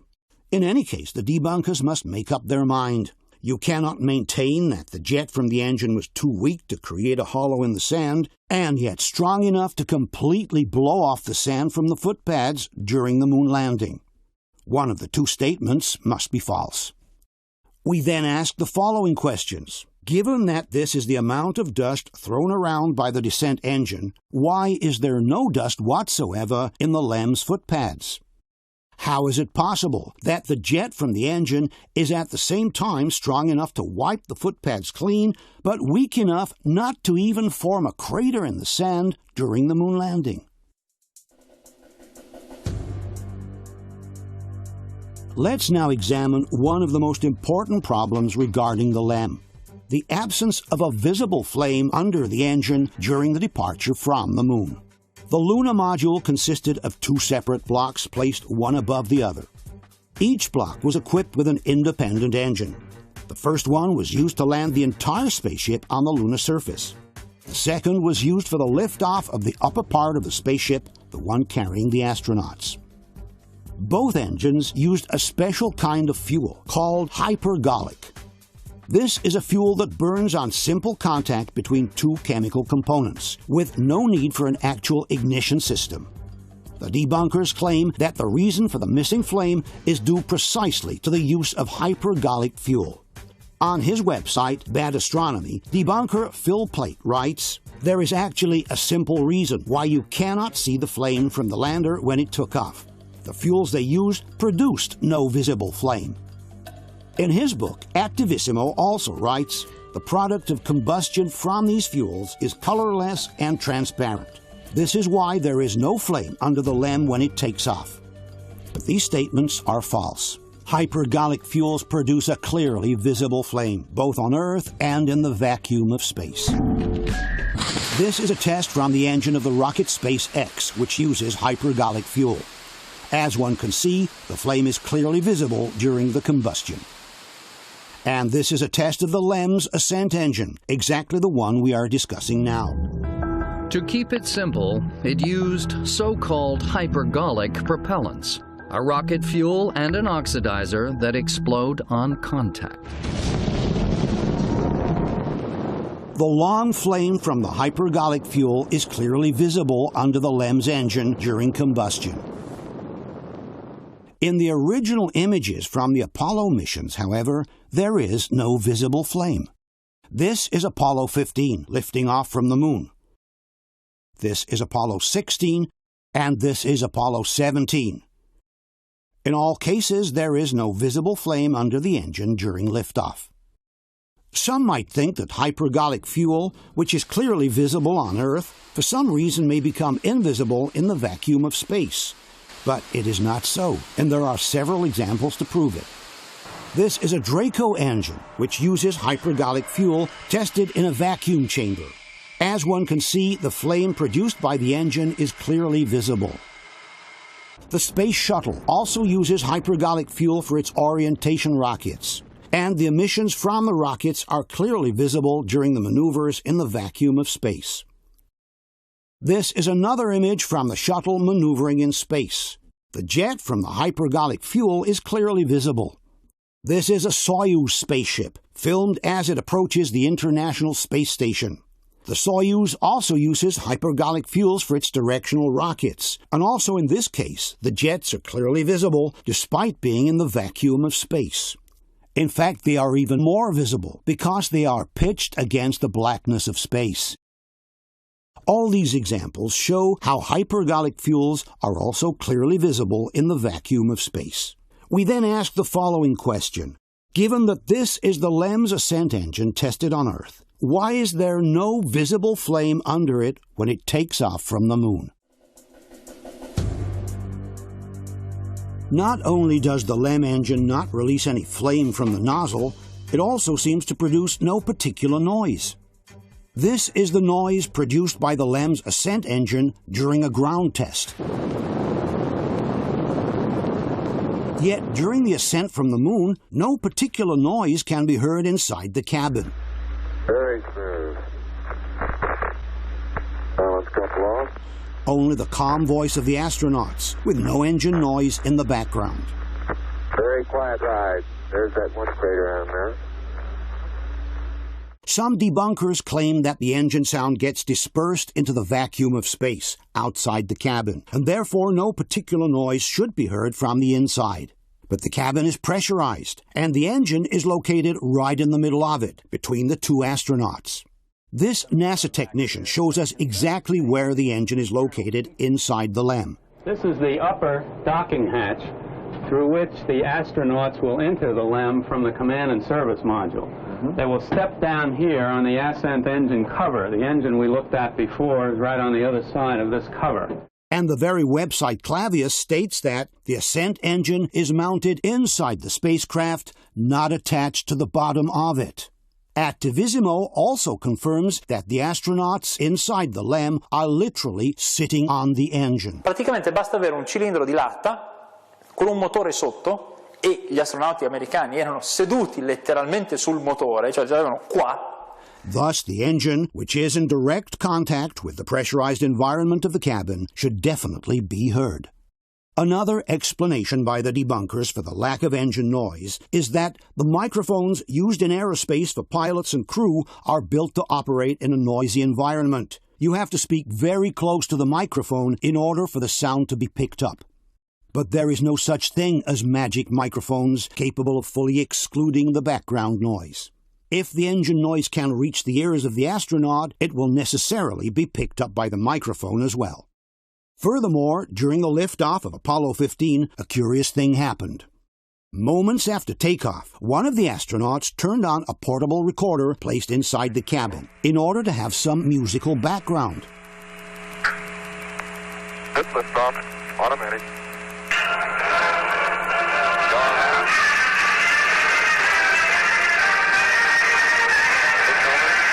As one can hear, the music coming from the recorder is clearly picked up by the microphone, while the noise from the engine, which is pushing at full throttle at this time, cannot be heard at all. Question. Given that, as confirmed by the debunkers, the astronauts are literally sitting on the engine, why don't we hear any sounds from the engine during liftoff? Given that during the Apollo 15 liftoff, we are even able to hear the music from the tape recorder in the cabin, why don't we hear the sound of the engine as well? The liftoff from the moon is possibly the most delicate moment of the entire mission. The astronauts must keep their total concentration, and they must be able to communicate with one another instantly in case something were to go wrong. Why then put their safety at risk by playing loud music inside the cabin, which could have distracted them from the operations and could have kept them from communicating clearly in a moment of distress?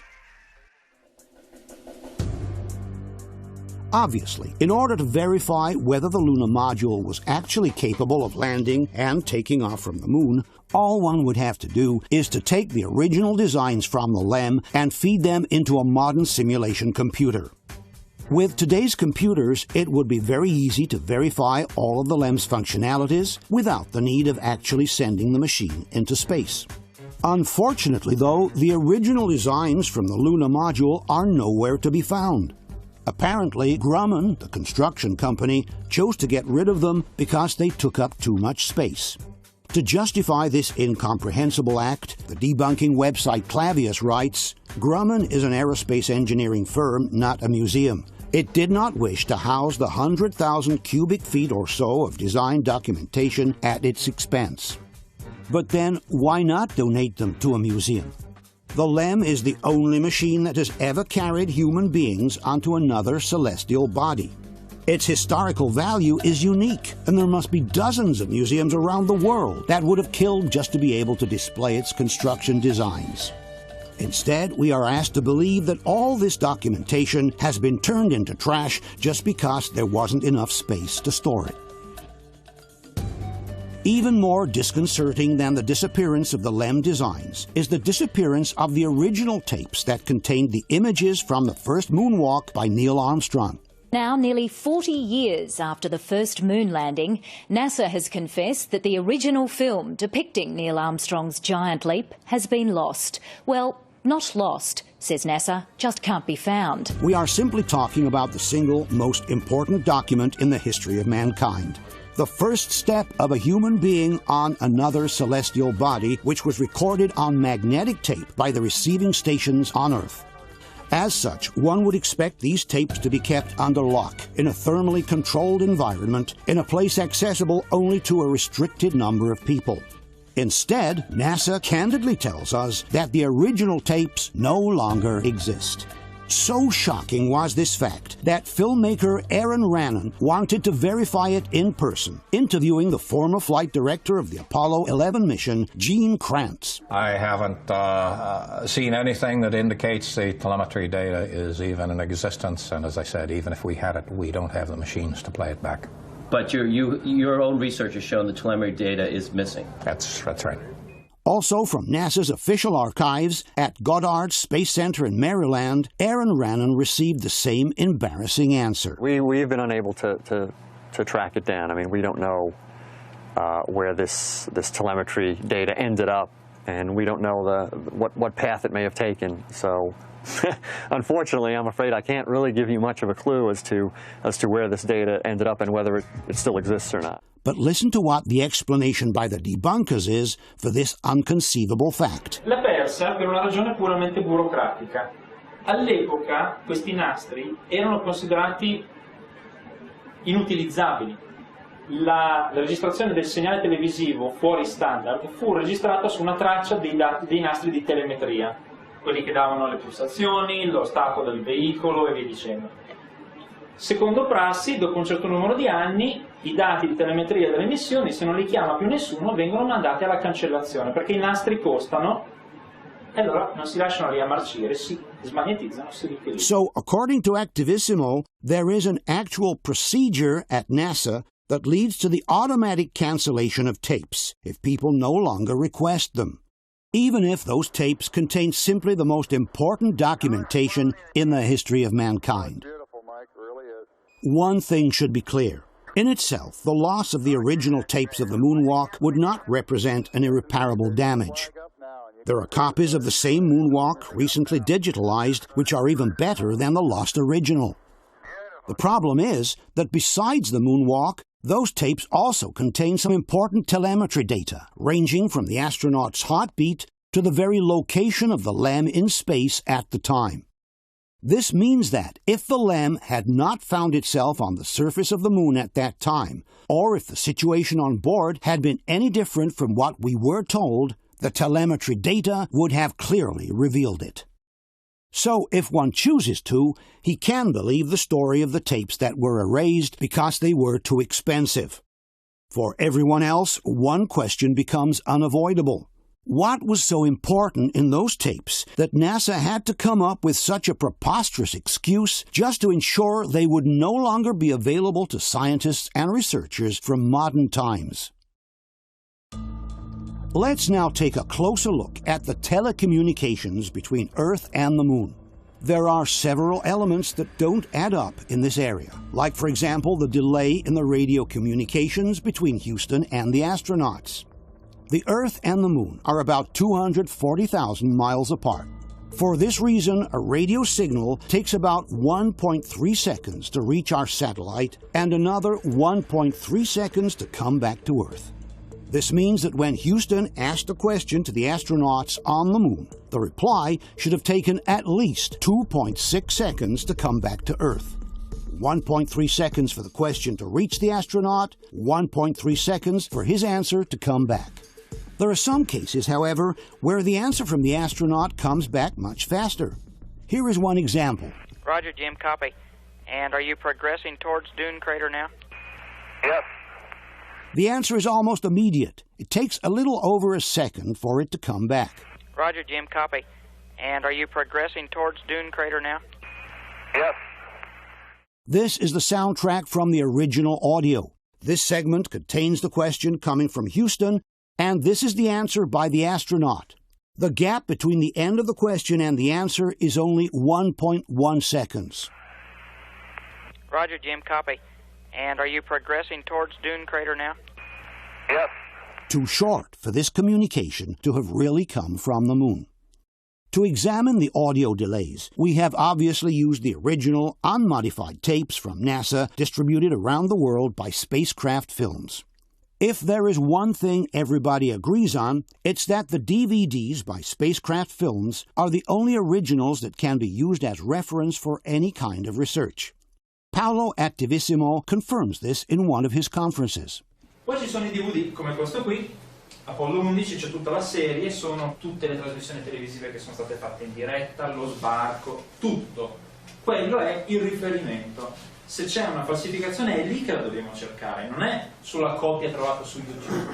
Questa è la versione di riferimento. In this conference, Attivissimo also confirms that the original tapes are unedited and uncut. DVD come questo, che si possono comprare tranquillamente su internet o dove volete, contengono tutte le riprese originali. Tutto. Senza censure, senza tagli, senza rimontaggi, esattamente così come è arrivato. The same thing is confirmed by Clavius, one of the most authoritative debunking websites on the Luna issue. The DVDs by Spacecraft Films, writes Clavius, contain the digital transfers of original Apollo film and video unedited. What is interesting is that if one checks the Apollo Journal website instead, where NASA has reloaded the Luna transmissions, broken up in small clips, the audio delay appears to be inserted correctly. This is the audio track from the same scene downloaded from the Apollo Journal. The question coming from Houston is unchanged, while the answer seems to have been moved up to some 4 seconds later. Roger, Jim, copy. And are you progressing towards Dune Crater now? Yes. It's as if someone, in reloading the clip, had realized that the answer came too soon and had inserted a pause to produce the proper delay. But in the original audio from Spacecraft Films, this delay does not exist. This conversation cannot have taken place between the Earth and the Moon. Here is another example where the astronaut's answer comes too quickly. We're interested in either documented samples or a rake sample there if you think it looks like a good area for a rake sample. Okay, understand, Joe. 1.6 seconds. The reply comes at least 1 second too soon for having originated on the Moon. There's even one case from the same mission where the answer takes less than a second to come back to base. Rover, this is Houston. Go ahead. 9/10 of a second to be exact. It's as if this astronaut were standing in a room next door rather than actually being on the Moon. Rover, this is Houston. Go ahead. Question. Given that we have examined the original videos from spacecraft films and that the debunkers themselves acknowledge that these videos are unedited and uncut, can you explain why, in several instances, the delay between the question and the answer is far shorter than it should be if the conversation had truly taken place between the Earth and the Moon?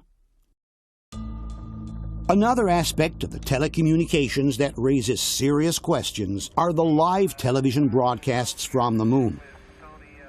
The first 3 lunar missions, Apollo 11, 12, and 14, had sent some rather poor TV pictures back to Earth. But beginning with Apollo 15, the technology for the live broadcasts had definitely improved. Not only did the astronauts now have the lunar Jeep called Rover, but they also had a new color camera that was mounted right in the front of the rover. This allowed the public to follow the different operations on the lunar surface on live television. This camera, dubbed Rover TV, was remotely operated by a specialized technician from Houston. To transmit the images back to Earth, the astronauts used a special umbrella-shaped antenna, which was also mounted on the rover. Obviously, the astronauts could only broadcast live images when the vehicle was stopped between one station and the next, because the umbrella needed to be pointed with great precision towards the Earth before any broadcast could begin. The Earth and the Moon are some 240,000 miles away, and a small error in the angle of sight would be enough to completely miss the target. From the NASA website, we can read, "The high-gain antenna produced a beam tight enough that an adequate TV signal could be received by 85-meter dishes on Earth. This antenna had a nominal gain of 24 decibels in the center, which dropped to 20.5 decibels on a 10 degrees cone." In other words, by increasing the transmission angle, the signal would rapidly degrade. Pointing the antenna with sufficient accuracy was tricky, writes NASA. A preliminary alignment made by sighting along the transmitter mast had to be done carefully. After that, the astronauts carried out a precision pointing by using an optical device mounted directly on the antenna. From NASA's training manual, we read, "Bore sighting the high-gain antenna to the Earth requires an optical aid, since a full Earth subtends an angle of less than 2 degrees when viewed from the lunar surface." This is the aiming reticle from the optical device. Each square represents an angle of 3 degrees. The high-gain antenna pointing, states NASA, must remain within 2.5 degrees of Earth. This occurs when the Earth's image is within the bullseye of the optical sight. The video signal will degrade extremely rapidly beyond that point due to the very narrow antenna radiation pattern. In other words, even a misalignment of a couple of degrees in pointing the antenna would have resulted in the Earth target being missed. We must keep in mind that both the TV camera and the transmitting antenna are mounted on the rover, which means that any oscillation of the camera implies an equal oscillation of the antenna.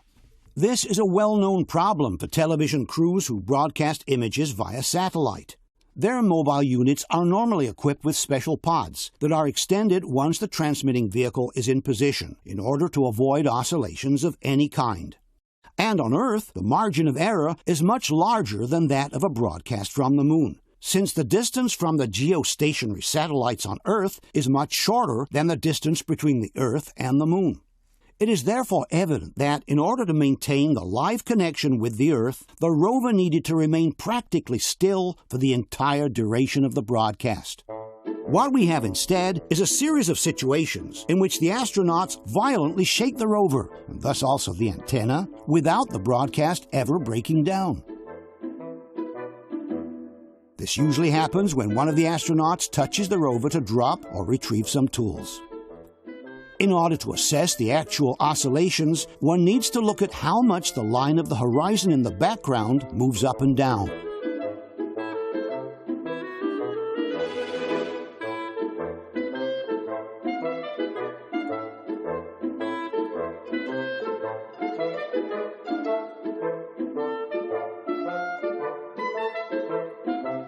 Being equipped with very soft suspensions, the rover shakes quite visibly as soon as anyone touches it. Yet, as we have said before, the television signal never breaks down.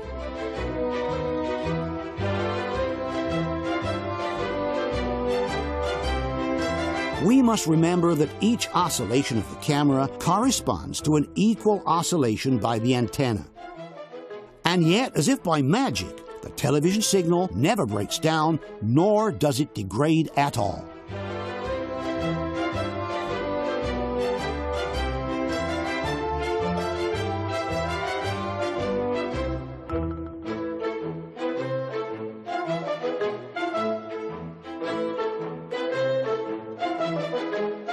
Seen through the optical device, the oscillations of the antenna must have looked something like this. Question. On Earth, transmitting vehicles are normally equipped with stabilizing pods in order to keep them from shaking during the broadcast. Why didn't NASA think of placing something similar on the rover, since it was supposed to broadcast from a distance dozens of times higher than a simple Earth satellite? Given that, according to NASA's manual, the high-gain antenna pointing must remain within 2.5 degrees of Earth, and that the video signal will degrade extremely rapidly beyond that point, how was it possible to broadcast images with such violent oscillations without the signal breaking nor degrading during the live feeds from the moon? Let's now examine another interesting problem, the behavior of the dust on the moon. On Earth, the dust remains attached to objects thanks to the humidity of the air. On the moon, however, there is no atmosphere, and therefore there is no humidity. Theoretically, lunar dust should not be able to stick to any particular surface. Looking at the images from the Apollo missions, though, we have dozens of situations in which the lunar dust sticks everywhere. That happens mostly on the astronauts' suits, with dust sticking not only to the lower part of their legs, but also to the arms, trunk, and even the backpacks. Often it's the astronauts themselves who notice the amount of dust that sticks to them.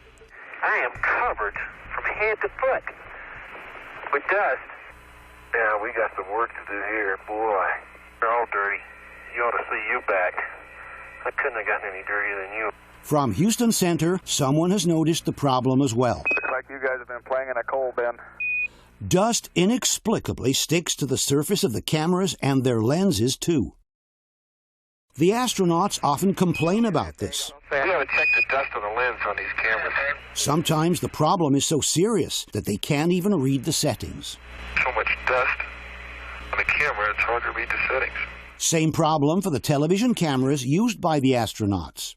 In this case, we notice several speckles of dust that are stuck to the camera lens.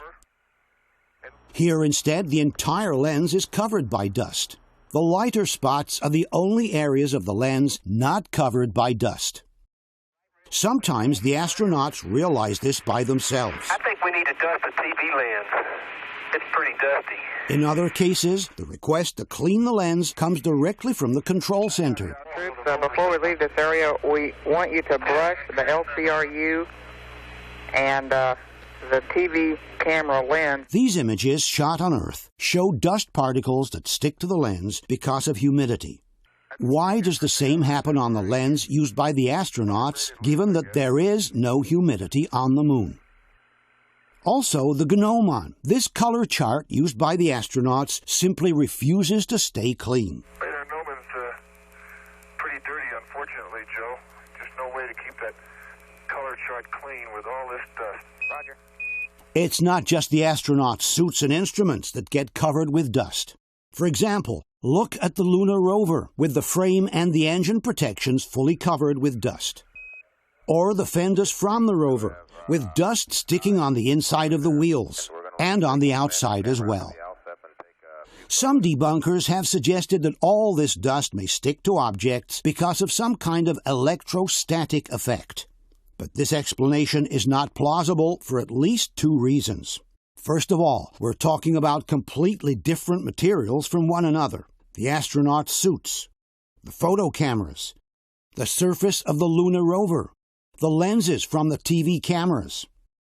Secondly, NASA itself excludes this possibility when they explain that an electrostatic effect can possibly take place in the shadow areas of the moon. But in the areas hit by sunlight, this effect is instantly dissipated by the solar wind. From this NASA document, which studies the electrostatic charges on the surface of the moon, we can read, "In the photoelectron-dominated daylight plasma region, the charge dissipates almost instantly in all cases.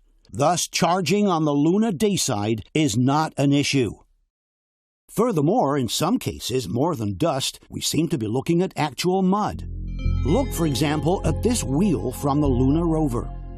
Or this other image from the wheel of the rover, with the rim that seems completely covered in mud.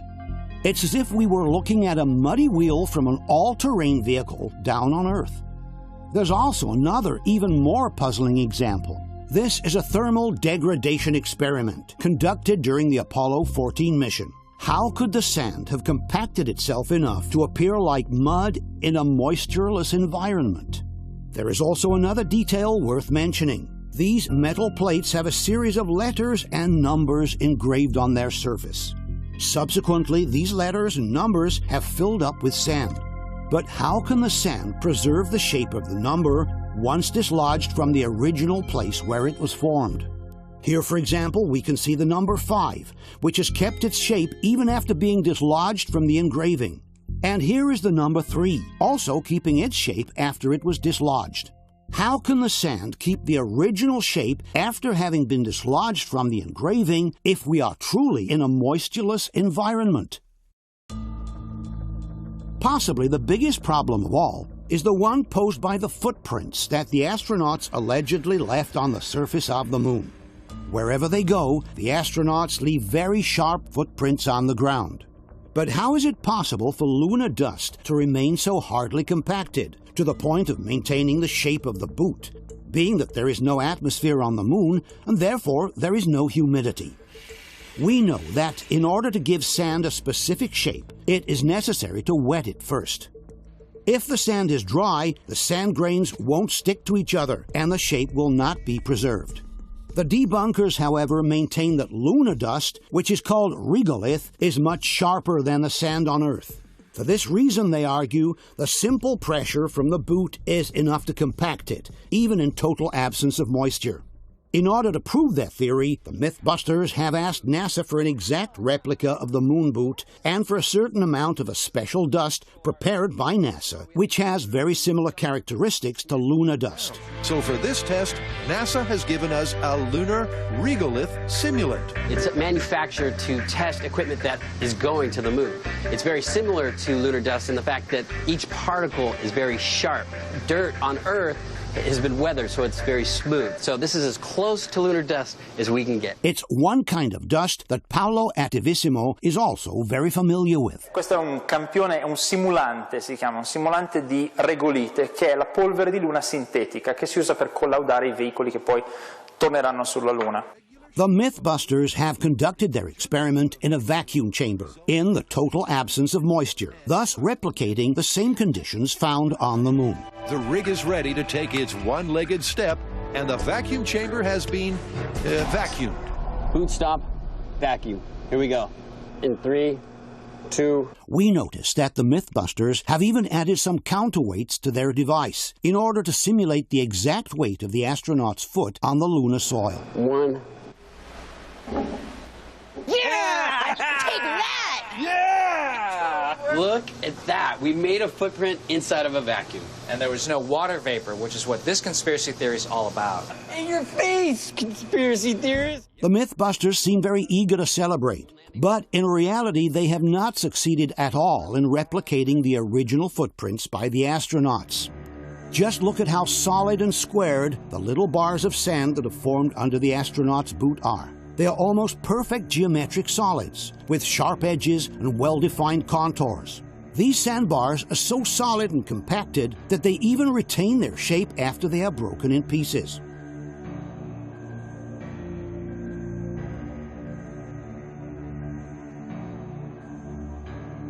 It's as if we were looking at a clay model that has later dried up in the sun.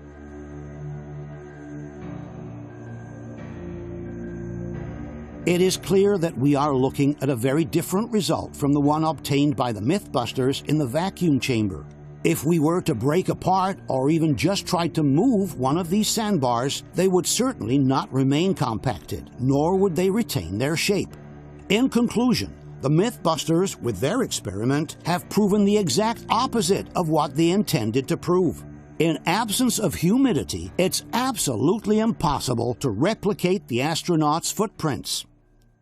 Question: given that there is no moisture on the moon and that the solar wind dissipates electrostatic charges almost instantly, can you explain why the lunar dust sticks to all kinds of materials, from the astronaut suits to the photo cameras, from the rover's surfaces to the TV camera lenses?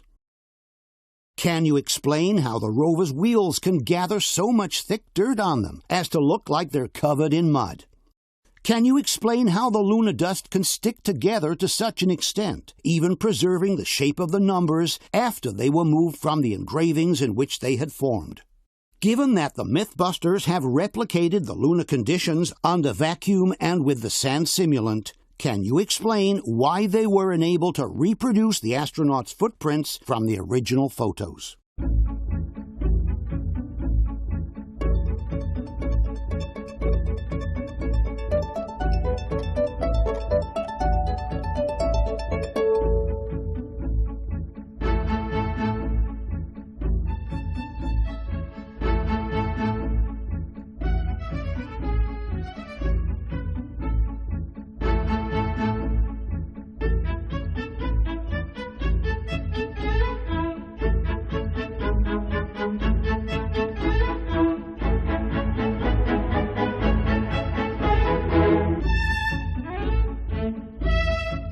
If it's true, like many believe, that the Apollo missions were filmed in a studio on Earth, one of the biggest problems would have been to simulate the lunar gravity, which is about 1/6 of the gravity on Earth. The most common technique to obtain such an effect has always been the use of steel wires. Extremely thin and invisible to the camera, steel wires were already in use in the early 1960s in movies such as Mary Poppins. And even today, they're regularly used, like in the film Magnificent Desolation, precisely to replicate the lunar walks of the Apollo missions. Connected to a sophisticated system of pulleys and counterweights, steel wires allow the astronaut to reduce his weight until a perfect simulation of the lunar gravity is achieved. Another way to obtain a similar effect is to connect the steel wires to balloons filled with helium. This system was used, for example, in the television series From the Earth to the Moon, produced by Tom Hanks. This also produces the effect of reducing the astronaut's weight until lunar gravity is simulated. There is a problem, however, with steel wires. While they are normally invisible to the camera, they may get hit by the light at a particular angle, making them momentarily visible on the screen. And this is exactly what seems to have happened in the sequence from Apollo 14. While the astronauts are busy near the LEM, at one point some flashes of light can be seen above the head of one of them. The initial flash is certainly caused by the antenna mounted on the backpack. This antenna, which is about 1 foot long, often reflects the light that hits it. But then there is a second flash, right above the first one, which cannot be attributed to the antenna, and looks exactly like one caused by a steel wire. Let's watch again in slow motion.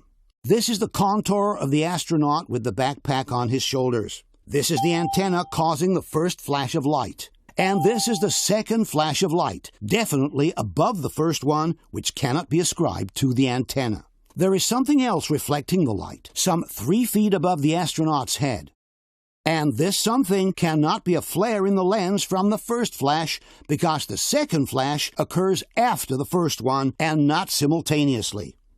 A similar case occurs during the Apollo 17 mission. Here, too, we see a double flash of light from the antenna, and then another flash, much higher, right above the astronaut's head. In this case, this cannot be a flare inside the lens either, because the flash above occurs after the ones below, and not simultaneously. There is something else reflecting the light, a few feet above the astronaut's head, in a space that should be totally void of objects of any kind. The debunkers, however, maintain that these are not flashes of light on steel wires, but simple defects due to the video conversion.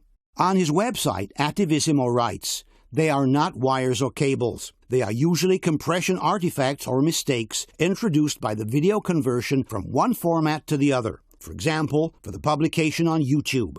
The original videos, which we should always use as a reference instead of using copies converted so many times, do not present these phenomena." But Attivissimo is wrong. What we have just shown you are the original, non-converted videos by Spacecraft Films. The same originals that Attivissimo says should be used for reference or analysis. Anybody who owns the original videos can verify that the flashes of light we have shown are already there. They are not the effect of compression or video conversions as claimed by Attivissimo. Furthermore, the flashes of light aren't the only thing suggesting that steel wires were used in the scenes from the moon. There are also several instances in which the astronauts seem to be rising from the ground with no effort whatsoever, as if some invisible force were pulling them up. Let's analyze some of these situations. This astronaut is leaning on the ground, and then he suddenly gets up with no apparent effort. It's as if a mysterious force was suddenly pulling him up from the ground. Here, the astronaut is suddenly pulled upwards and then remains dangling while rotating on himself. Let's watch it again. Here, the astronaut is first pulled up and then seems to remain floating in midair. It looks like a puppet hanging from some invisible strings. Here, the fallen astronaut gets up from the ground as if a mysterious force were pulling him up through his backpack. Let's watch it again from up close. Here, the astronaut is working with some tools when suddenly a mysterious force yanks him upwards and to his right. Let's watch it again.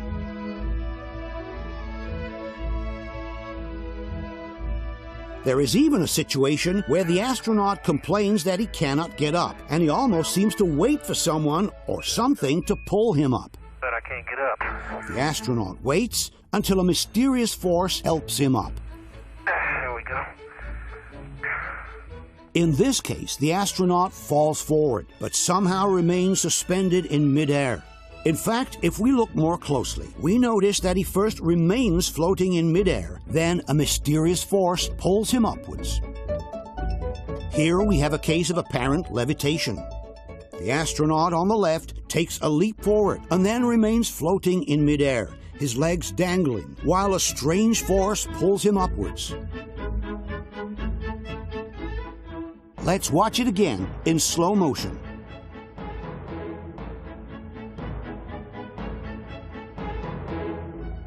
And finally, here's a very curious situation. Look at the movement the astronaut manages to make with both his legs, first forward and then backwards, without leaning onto anything. It's as if his feet were free to slide first forward and then backwards on the ground underneath. If we straighten the frame in order to place the astronaut vertically, we will see that he is not just lifting himself on his toes. The entire lower part of the leg from the knee down is sliding forwards, then backwards. But how is it possible to slide with both feet at the same time, first forward and then backwards, without an external force pulling you upwards in the meantime? Question: Given that these are not artifacts from video conversion, nor are they glares inside the lens, can you explain what these flashes of light sometimes appearing over the head of the astronauts actually are? Can you explain how it is possible to make a movement such as this one, or this one, without some kind of external force pulling you upwards?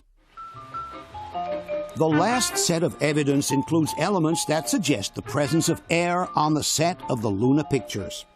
As we all know, there is no atmosphere on the moon, which means the astronauts should be moving in a situation of absolute vacuum. There are different elements, however, suggesting that we are in the presence of air instead. One such element is the behavior of the clouds of dust behind the wheels of the rover. If we were in the absence of air, all the sand lifted by the wheels should follow a perfect parabolic trajectory from the moment it leaves the wheel until the moment it falls to the ground. Being that there is no air to slow them down in their path, both the heavier particles of sand and the lighter ones should follow the same parabolic trajectory. On Earth, instead, the lighter particles of sand are slowed down by the impact with the air and remain suspended for a few seconds in midair, forming the typical clouds of dust that can be seen behind the car wheels.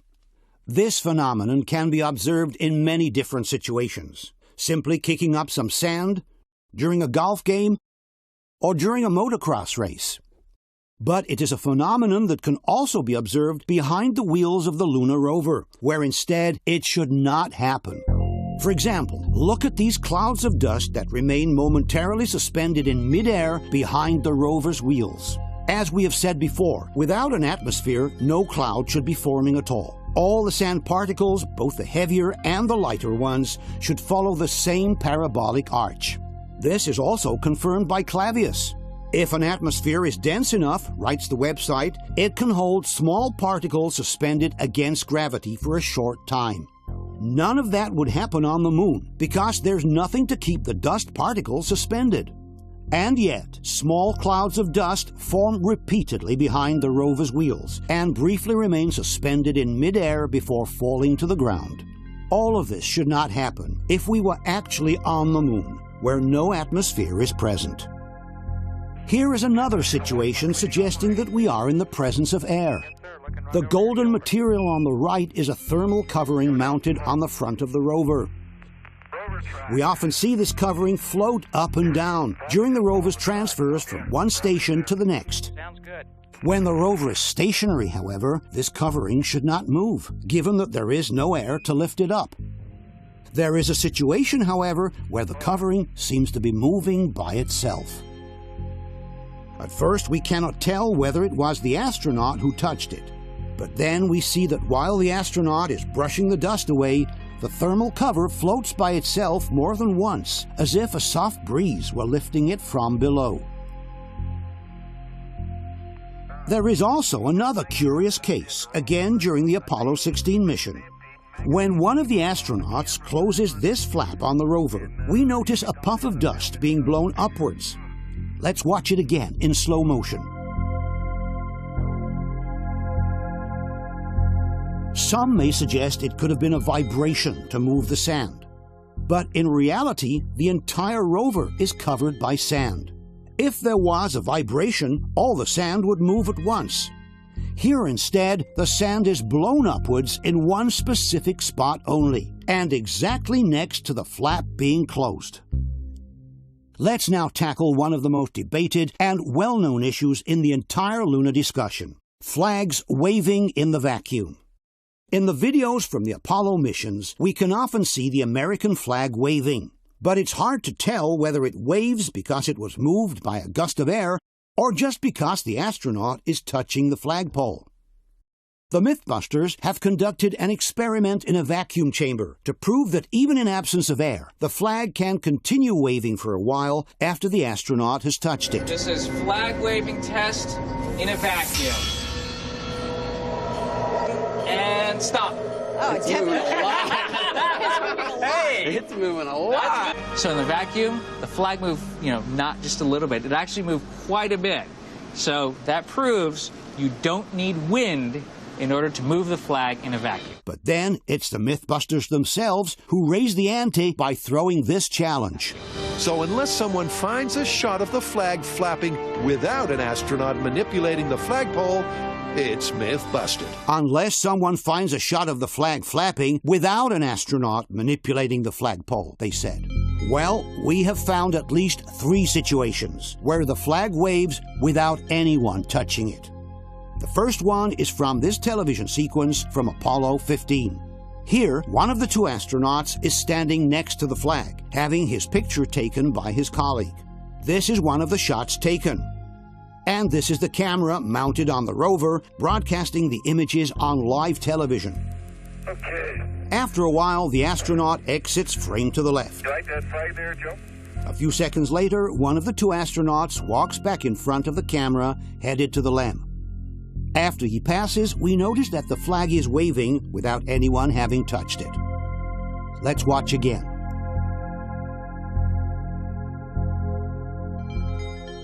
Some debunkers have suggested that the astronaut could have touched the flag with his elbow as he was passing by. But a simple triangulation with the photographic image shows that this was not possible. In order to fill up the frame to this point from the top of the head to the waist, the astronaut must have been somewhere halfway between the flag and the camera. There is too much distance for him to have touched the flag with his elbow.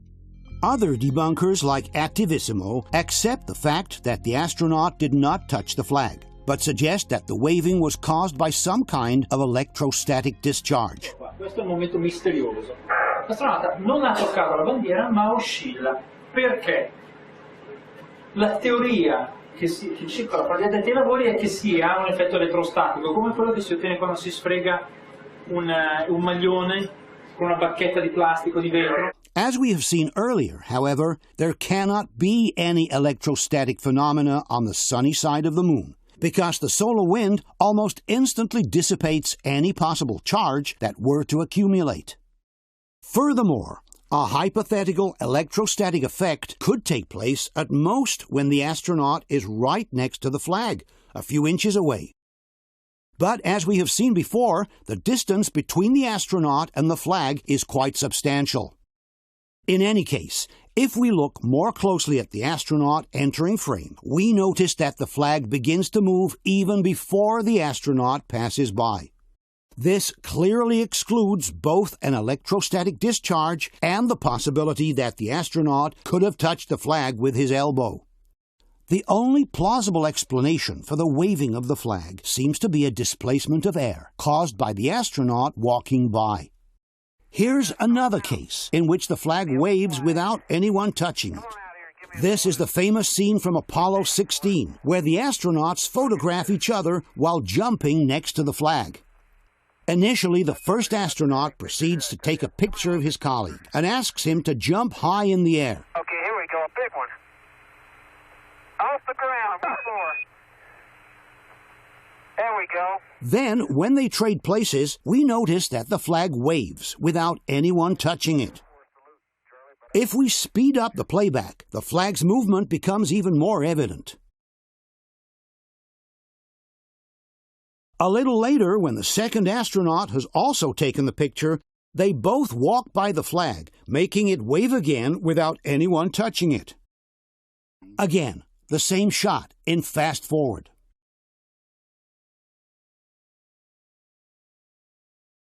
There is finally a very interesting case in which the flag waves repeatedly by itself more than once, while the astronauts are on board of the lunar module. This is the Apollo 14 mission at the end of the second and last lunar excursion. The 2 astronauts are getting ready to re-enter the LEM when one of them accidentally trips into the television cable, causing the camera to fall to the ground. After a few seconds, the same astronaut approaches the camera and puts it back in position, while his colleague begins climbing the ladder of the LEM. After this, the first astronaut heads back to the LEM. From this moment on, no one will touch the camera again. The first astronaut completes some loading operations by means of a pulley, then climbs the ladder as well. As the two astronauts close up the LEM and prepare for departure, the camera continues to take in the empty scene. 15 minutes go by without anything happening at all. But then at some point, without anyone possibly touching it, we notice the flag waving and partially entering frame on the right side of the picture. After 15 seconds, the flag moves in the other direction, returning to the original position.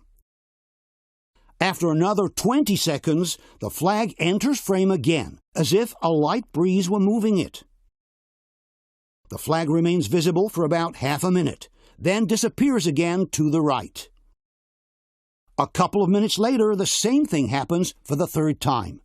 The flag enters frame from the right, it exits, then waves back in, and eventually disappears from sight.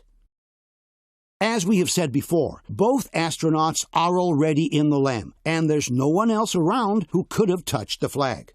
Furthermore, by using this white object as a reference, we can establish that the frame does not pan from left to right, but it remains fixed. In other words, it is not the camera moving sideways, it's the flag actually waving as it enters and exits frame by itself. Some debunkers have suggested that the waving of the flag could be caused by emissions of gas from the LEM during the depressurization process. But this explanation does not stand up for at least two reasons. First of all, any ejected gas would immediately disperse its pressure into the vacuum of space and would not be able to create the turbulence needed to move the flag. Secondly, we have seen that the flag always moves initially from right to left. In other words, it always moves towards the LEM before going in the opposite direction. In no case, therefore, any hypothetical gases expelled from the LEM could attract the flag towards the LEM itself. Question: given that there is no atmosphere on the Moon, can you explain what slows down and suspends the sand particles in midair, forming small dust clouds before they fall to the ground? Given that the flag begins to move even before the astronaut reaches it, which excludes both a static discharge and a physical contact, can you suggest anything different from the displacement of air to explain the flag's movement? Given that this flag waves not once but twice without anyone touching it, can you explain what caused this flag's movements? Given that the astronauts have been in the LEM for at least 15 minutes and that there is no one else around who could have touched the flag, can you suggest anything different from a displacement of air on the set to explain the flag's repeated movements? Let's tackle now one of the most well-known and debated aspects of the entire lunar discussion, the photographs from the Apollo missions. In order to analyze them in detail, we have turned to the experience of some world-famous photographers who have worked for all the most important magazines in the world. All these photographers were already professionally active in the 1970s, using the same cameras and the same kind of film used by NASA for the Apollo pictures. Let's briefly introduce them. Tony Torimbert, photo reporter, portrait artist, well-known fashion photographer. Starting from the 1970s, he has worked for some of the most prestigious magazines in Italy and around the world. Torimbert has also authored several books on photography and currently runs a photo factory where he regularly teaches photographic technique. His works have been presented in several expositions around the world, including the Biennale of Venezia and the Triennale of Milano. Aldo Falai, world-renowned fashion photographer with more than 40 years of international career under his belt. Starting from the 1980s, he has been the official photographer for Giorgio Armani. With his sophisticated and elegant style, Falai has contributed to creating the fashion image that has defined the Armani trademark across the globe. Falai has published several photography books, and his pictures have been presented in many international exhibitions on his name. Oliviero Toscani, a fashion photographer known all around the globe. From the 1970s, he has literally transformed the concept of fashion pictures with his nonconformist, irreverent style. Besides having worked for all the most important magazines in the world, Toscani has authored some of the most revolutionary advertising campaigns of their times, such as those of Benetton, Fiorucci, and Jesus Jeans. Peter Lindbergh, among the top photographers in the world for 40 years. Lindbergh is credited with launching on the world stage the so-called supermodels, the team of models including Cindy Crawford, Linda Evangelista, Naomi Campbell, Tatiana Patitz, Kate Moss, Christy Turlington, which dominated the fashion scene around the world in the closing decade of the last century. Lindbergh is the only one among the professionals elite to have been asked 3 times to photograph the prestigious Pirelli calendar in 1996, 2002, and in 2017. The favorite personal photographer by many movie stars, from Charlotte Rampling to Penelope Cruz, from Uma Thurman to Nicole Kidman, Lindbergh is considered today simply one of the best living photographers in the world. Also, Massimo Mazzucco, the author of this film, has worked as a fashion photographer for over 20 years, working for important magazines in Italy, United States, Germany, and Australia. Before we analyze the Luna pictures in detail, however, we should try to clear the field from some incorrect arguments that are sometimes used by those who claim we never went to the moon. One of the most recurring mistakes is to state that these pictures are fake because there are no stars in the sky. It is in fact correct that there are no visible stars in the sky, whether the pictures were taken on Earth or actually on the moon. The lens settings and the exposure times that the astronauts used were printed directly on the back of the photo cameras. Lens aperture between 8 and 11 in full sun, shutter speed 1/250th of a second. Anyone who has taken night pictures with the old film cameras knows that at 1/250th of a second, it's impossible to catch the light of the stars. In order to see the stars, one must extend the exposure time to at least 1 full second, if not 2 or 4 seconds. Quando leggevo, dice, ma non ci sono le stelle, dicevo, ma questo non ha mai fatto le foto, le stelle non si vedrebbero mai, perché sono in confronto alla zona che si fotografa, sono molto meno luminose, quindi il cielo risulterebbe sicuramente un nero profondo. It is therefore correct that there are no visible stars in the Apollo pictures, whether these were taken on Earth or actually on the surface of the moon. Another wrong argument often used to suggest the Luna fakery is that of the so-called fiducials, these small reference crosses that appear on all the pictures taken on the surface of the moon. There are cases, some claim, in which the cross seems to disappear behind the objects in the picture. And since the crosses are engraved on a glass located in front of the film, their absence, these people claim, is a blatant proof of manipulation. If we take a look at the high-definition originals, however, we will find that the crosses are always present. Sometimes their edge is washed away by the bright objects behind them, but the cross never completely disappears from the picture. In conclusion, neither the absence of stars nor the apparent disappearance of the crosses can be used as a proof that the Luna pictures are fake. Let's take a look now at some of the real problems with the Luna pictures. To begin with, we must ask ourselves whether the film containing the Luna pictures has ever been on the moon at all. For on this film, there is absolutely no trace of what should have been the damage caused by the radiation present in outer space. Cosmic space outside the Van Allen belts is filled with radiation of all kinds. You have solar eruptions hurtling through space alpha particles, protons and electrons at over 1,000 miles per second. And then you have ultraviolet rays, X-rays, gamma rays and cosmic rays, which originate directly from the heart of our galaxy and are the most dangerous and penetrating of all.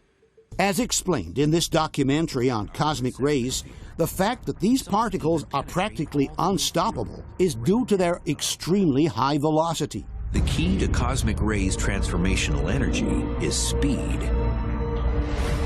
So even if it has really tiny mass, like most cosmic rays, they've got enormous velocity. So their kinetic energy can be really, really large. These charged particles could hurtle right through a spaceship and penetrate astronauts like tiny ballistic missiles. Obviously, if cosmic rays can penetrate spaceships, they can just as easily penetrate the body of a photo camera. And it's well known that all these radiations are very harmful to photographic film.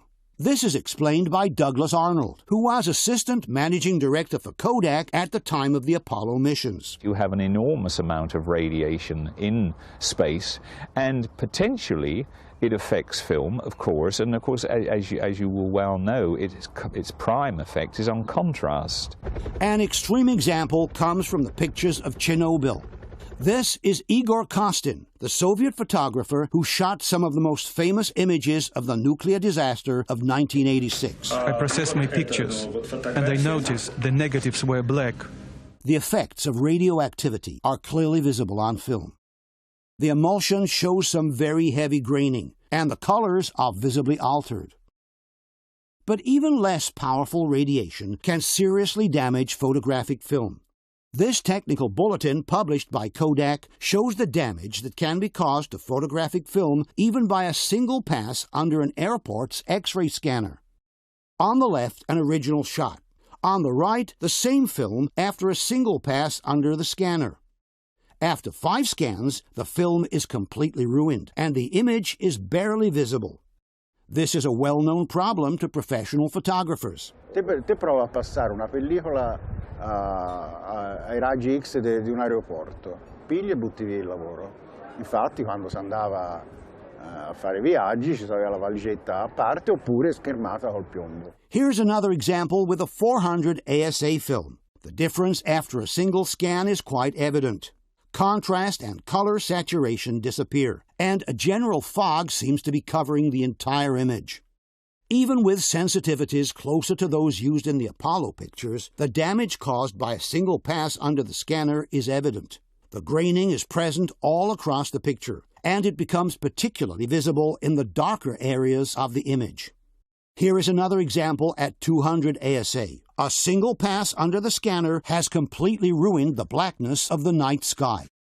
In the pictures from the Apollo missions, however, the skies are perfectly black. The color saturation is fully preserved, and there is no graining whatsoever in any part of the picture. And we must consider that the pictures from the Apollo missions have been exposed to cosmic rays, which are much more powerful and penetrating than simple X-rays. This educational film from the 1960s describes how cosmic rays leave a very evident mark on photographic film. Well, we don't get a picture in the conventional sense, but the charged particles do leave identifying tracks behind.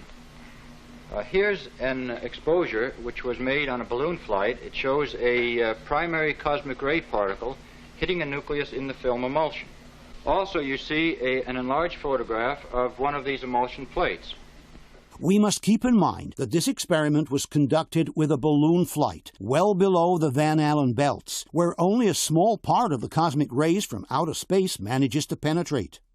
On the Moon, however, you don't have the protection from the magnetosphere, and the amount of cosmic rays that can damage both humans and film is definitely much higher. This is explained by Dr. David Groves, an expert in photographic analysis. We're protected on Earth by a nice thick atmosphere, and that combined with the magnetic field keep these ionizing particles away from us. On film, of course. In space, you're not offered that protection. In fact, thanks to the probes that have explored the Moon in recent years, we are able to quantify with some accuracy the fluxes of radioactive particles present in the cosmos. From this document published by NASA, we can read, the cosmic ray flux per square centimeter of lunar surface per year contains an amount of particles that translates to 4.5 particles per second per square centimeter. This document, published by the National Council on Radiation Protection, offers a similar amount. 4 particles per square centimeter per second during a minimum of solar activity. This amount can be reduced up to 4 times during a solar activity peak. Thus, on the Moon, we have an average flux that can range from 1 to 4 radioactive particles per second per square centimeter. A true downpour of cosmic rays capable of penetrating any object they were to find in their path. Considering that the photo cameras have been on the lunar surface for up to 8 consecutive hours with no specific protection against radiation, each roll of film should have received tens of thousands of impacts from the cosmic rays, damaging the pictures in a visible way. Instead, the pictures taken by the astronauts show no damage whatsoever due to radiation. Colors are perfect, the contrast is fully preserved, and there is no visible sign of graining on the emulsion. This apparently inexplicable fact is remarked both by Douglas Arnold and David Groves. If you look at the results, top quality duplicates, you can see that there appears to be no effect whatsoever. I would expect to see on the transparencies evidence of small bright dots where a high-velocity nuclear particle had impinged on that film. I have no evidence whatsoever that this has occurred. But how is this possible? After all, it's NASA itself in this document from the Skylab project who writes, "The radiation environment encountered during Earth orbital missions was studied extensively. The results indicated that the radiation environment could severely damage unprotected film.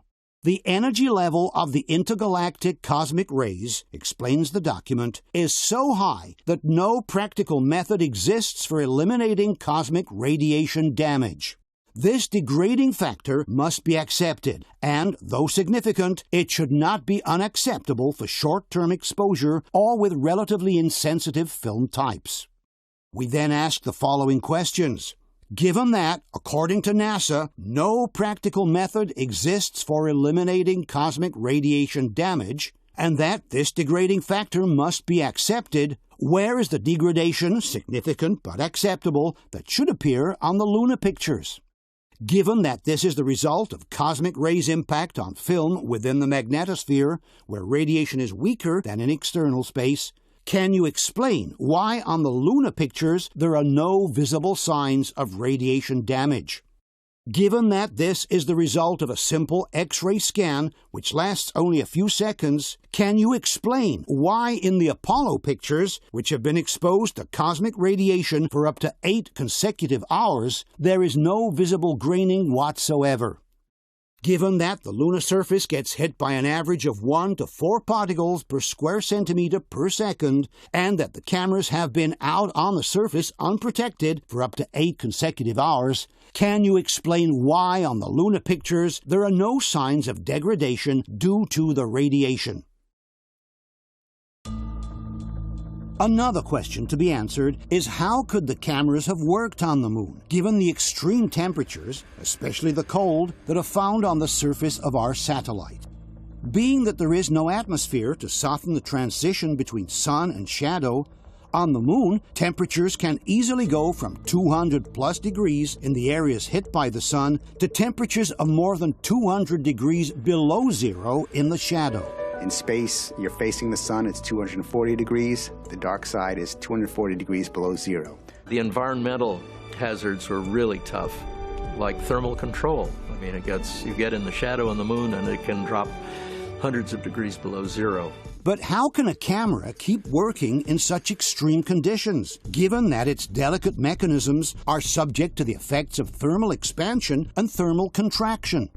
Let's take, for example, Neil Armstrong's descent to the lunar surface. From the moment the hatch is open and the cabin is depressurized until Armstrong actually touches the ground, some 30 minutes go by. The entire descent of the astronaut takes place in the shadow area of the LEM, which means in an environment at some 200 degrees below zero. Once Armstrong touches the ground, his companion lowers the camera for him through the open porch. Armstrong straps the camera to his chest, installed on the ICU bracket, walks a few steps back, and takes the first set of pictures, always remaining in the shadow of the LEM. I'll step out and take some of my first pictures here. This is the full sequence of shots taken by Armstrong without ever leaving the shadow area of the lunar module. But how can this camera keep working in an environment at about 200 degrees below zero? We know that photo cameras have a tendency to jam at much less extreme temperatures due to the thermal contraction that affects the film transportation gear wheels. Gli ingranaggi meccanici della macchina a 100 gradi sotto si bloccano, perché il metallo si restringe, il metallo si dilata, quindi le macchine fotografiche sono fatte a ingranaggi meccanici.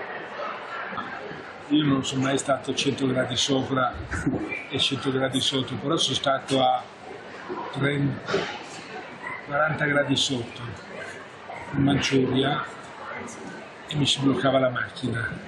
Quando andavo in montagna mi toccava mettere tutti i materassini addosso, perché sennò non funzionava, non funzionava proprio la meccanica, perché i metalli si modificano col calore, certo. La dimensione anche, sono millimetri, decimi di millimetri, ma però per una macchina complessa, una macchina fotografica.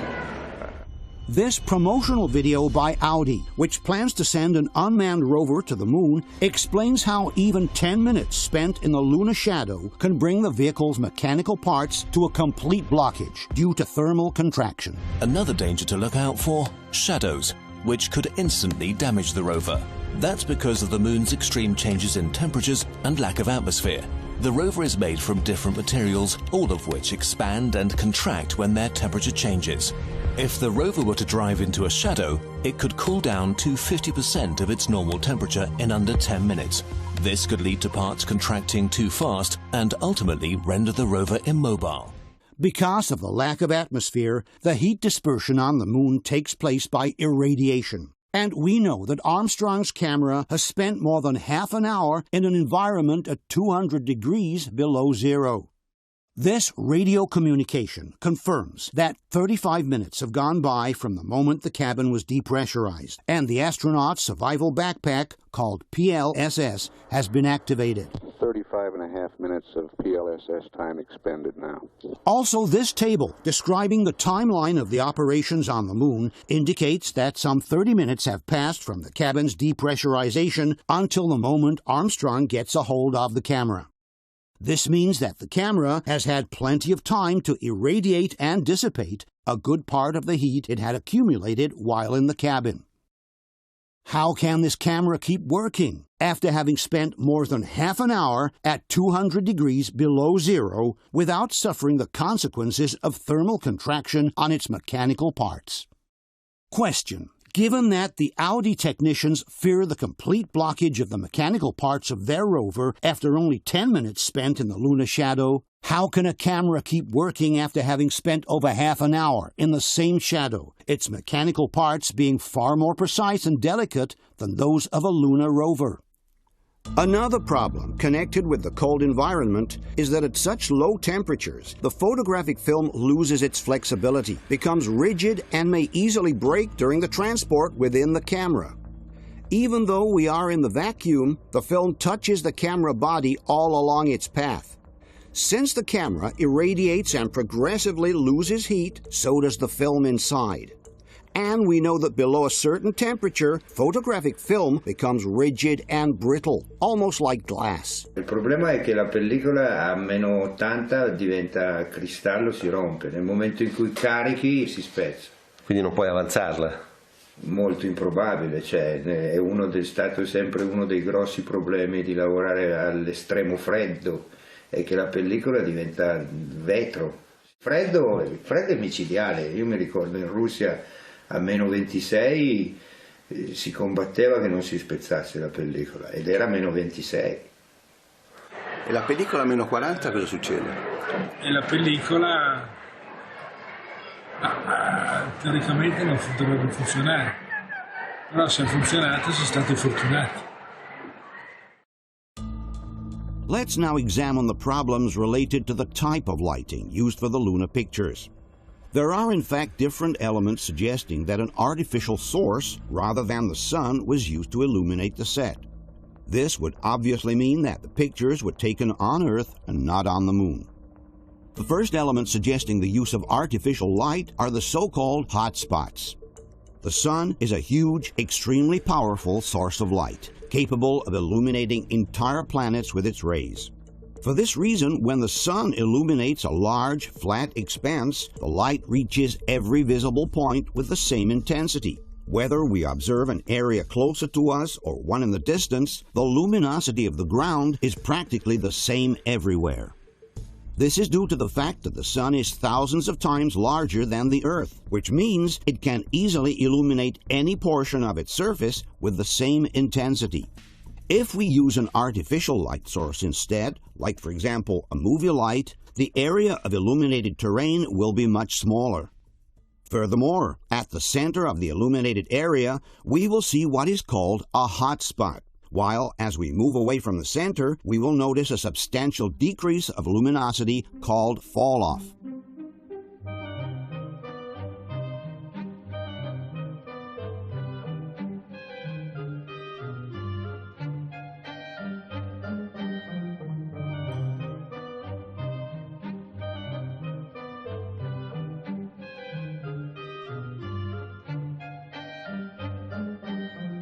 If we now examine some pictures from the Apollo missions, we will notice the same phenomenon that we saw in the pictures taken with an artificial source. A noticeable hot spot in the center of the image and a just as noticeable drop of light as we move away from the center of the illuminated area.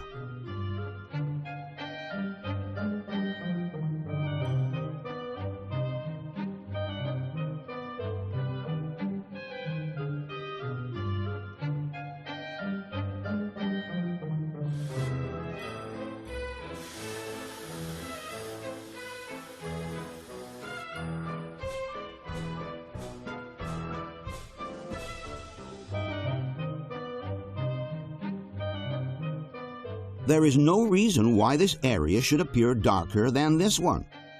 This area darker than this one, or this area darker than this one. As we have seen before, when the sun illuminates a large expanse of land, its light reaches every visible point with the same intensity. If we use an artificial light instead, the illuminated area becomes brighter in the center and ever more dark as we move towards the edges. A blatant case of hot spot is found in one of the most famous pictures from NASA. This shot of Buzz Aldrin taken by Neil Armstrong during the Apollo 11 mission. Here the difference on the terrain is already visible to the naked eye, but it becomes absolutely evident for everybody after we increase the contrast. An opinion on this picture was asked of Jan Lundberg, the Hasselblad technician responsible for providing NASA with the cameras for the Apollo missions. When shown the Aldrin picture, Lundberg had to acknowledge, with some embarrassment, that the image seems to have been shot under a movie light, and was unable to provide a valid explanation for that. Yes, it seems like he's standing in the spotlight. And I can't explain that. That escapes me. Why?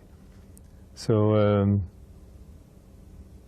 maybe you have to find Armstrong and ask him. The professional photographers were also very surprised by this noticeable and inexplicable fall-off of light in the distance. È chiaro che qua c'è una caduta di luce strana. Il sole arriva così, ma è strano che qui sia più buio che lassù, sembra un riflettore messo non centrato bene. Anche qui, che strano, perché sta sorgente luminosa. Sembra ci sia una lampada con attorno un riflettore, tipico delle lampade da studio. La scurezza della parte scura di qua, della parte in ombra qua, è superiore alla parte in ombra qua. E non dovrebbe essere. E non dovrebbe essere uguale. Qui effettivamente ci si domanda cos'è che crea questa fascia di ombra, perché in teoria è un deserto e quindi... Sì, anche qui no, perché è più scuro qui, sembra come che... non c'è motivo che queste colline sia, perché il sole è a milioni di chilometri. Sì, potrebbe essere lo scuro dovuto, diciamo, al fatto che il sole sta tramontando, è radente, ma radente fa delle ombre semmai più lunghe, ma non questo tipo di ombra. Se fossimo in una sala di posa o se avessimo puntato un grande faro in questa scena, per quanto grande sia il faro, non può mai avere una luminanza come quella naturale del Sole. E quindi per forza si creano delle cadute di luce. In studio hanno molto senso, in effetti diciamo in studio questo è giustificabilissimo, però qui non ha molto senso, dovrebbe essere piattamente, uniformemente illuminato dal Sole. Sì, e le cadute qua sono pazzesche. It's very funny, that's totally spotlight.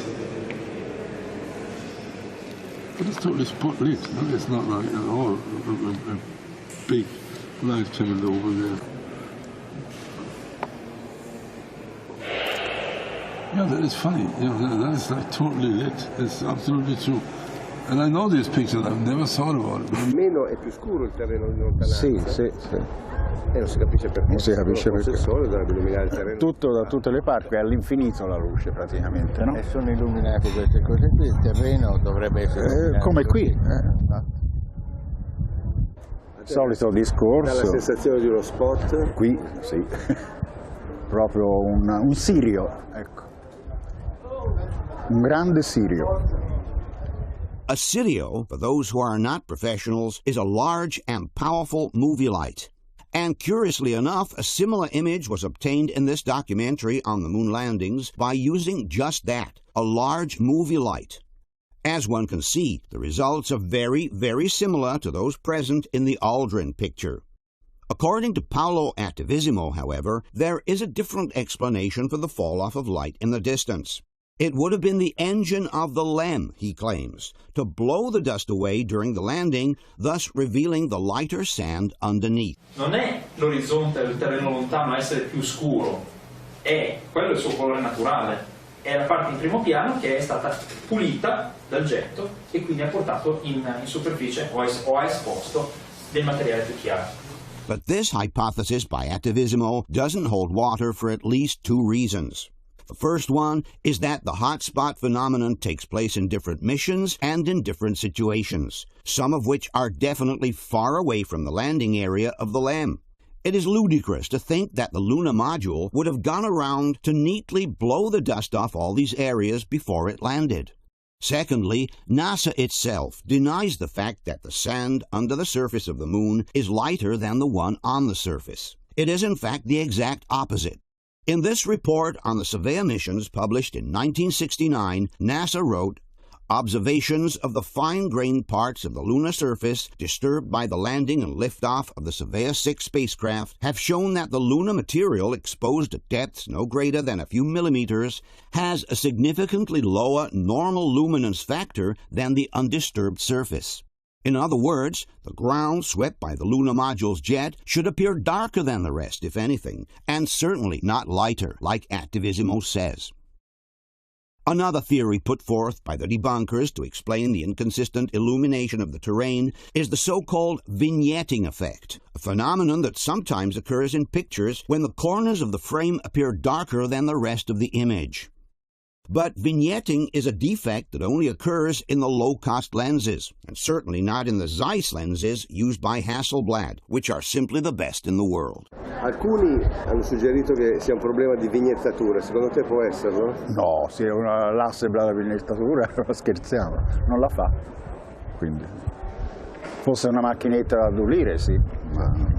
Furthermore, several pictures show how the difference between hotspot and fall-off is present in the center of the picture, as in the case of this image reflected in the astronaut's visor. And since vignetting never takes place in the center of the image, we can state with certainty that we are facing a real phenomenon on the ground, and not a case of vignetting. Stranamente, il sole viene da questa parte. E qua è più luminoso, come se arrivasse a illuminare questa zona e meno questa. This is supposed to come from the sun. Yes, the sun the sun behind. This is the photographer. Ridiculous thing, because there's absolutely no reason that this is darker here. It's when you have a spot which is not strong enough. Right. Come here, really. Yeah.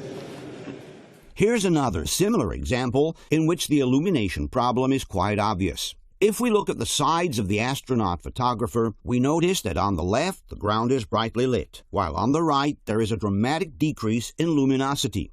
If this scene were truly illuminated by the sun, this area of the ground would appear as brightly lit as this one. Finally, as a possible explanation, a phenomenon called Heiligenschein has been suggested. It refers to that peculiar halo of light that sometimes appears around the shadow of the photographer in some particular situations. But the Heiligenschein effect only occurs when the sun is located exactly behind the photographer's head, along with the axis of the lens. This is the reason why the halo effect, which is due to a retroreflection phenomenon on the ground, appears all around its shadow.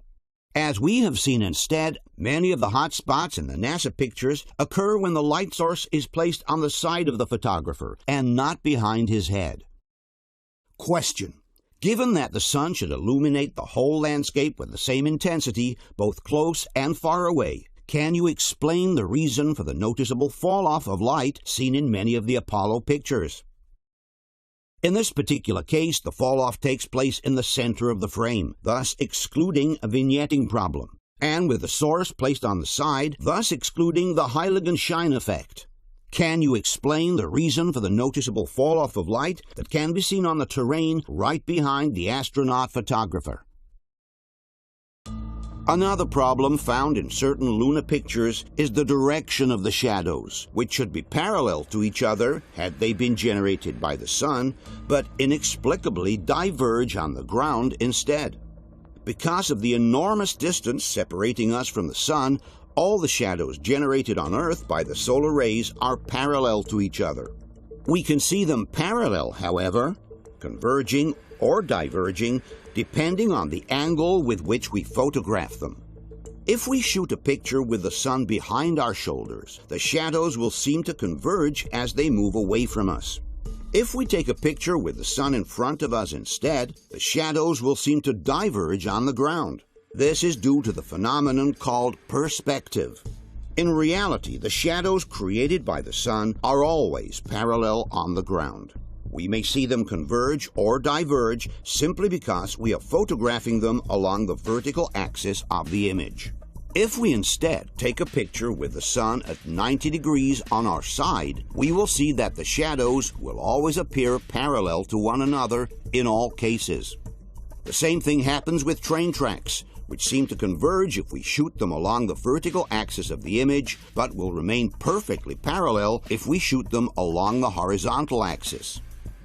There are some Apollo pictures, however, where the shadows inexplicably appear to diverge from one another even though the sun is on the side relative to the photographer. This is the most famous example of all. Judging from the lens shadow, the sun is located some 90 degrees to our left.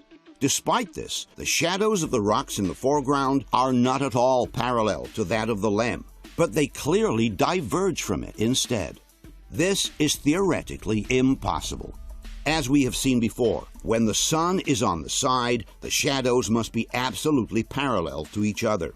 If we use an artificial light instead of the sun, and we place it much closer to the objects we are photographing, then the shadows will diverge from each other even though the source remains on the side. This is due to the fact that the closeness of the source creates a strong angle with the objects being photographed. If we use the sun instead, its practically infinite distance makes the shadows appear parallel anyway. Let's go back now to the NASA picture. While these diverging shadows cannot be explained with sunlight, they immediately become justified if we imagine an artificial source placed near the left side of the image. We're talking about a situation akin to this one. This is the set of the television series From the Earth to the Moon. As one can see, the large artificial source imitating the sun, which is placed on the side, produces shadows that are clearly diverging from each other. This is due to the closeness between the source and the objects being photographed. In fact, in the case of the NASA picture, all we need to do is to extend the direction of the shadows backwards, and we'll find that the source is located just outside the left edge of the frame. This obviously cannot be the sun. It must be an artificial light. The Mythbusters have conducted an experiment, trying to find an explanation for the diverging shadows in the NASA picture. First, they created some parallel shadows on the ground. Then they started to modify the topography by inserting holes and mounds until the shadows diverged from each other. But the Mythbusters have made a huge mistake. Instead of using the sun, they themselves used an artificial source, which makes their experiment absolutely null. In the best-case scenario, they have proven nothing at all, while in the worst case, they have just confirmed that NASA also used an artificial source of light like the Mythbusters did.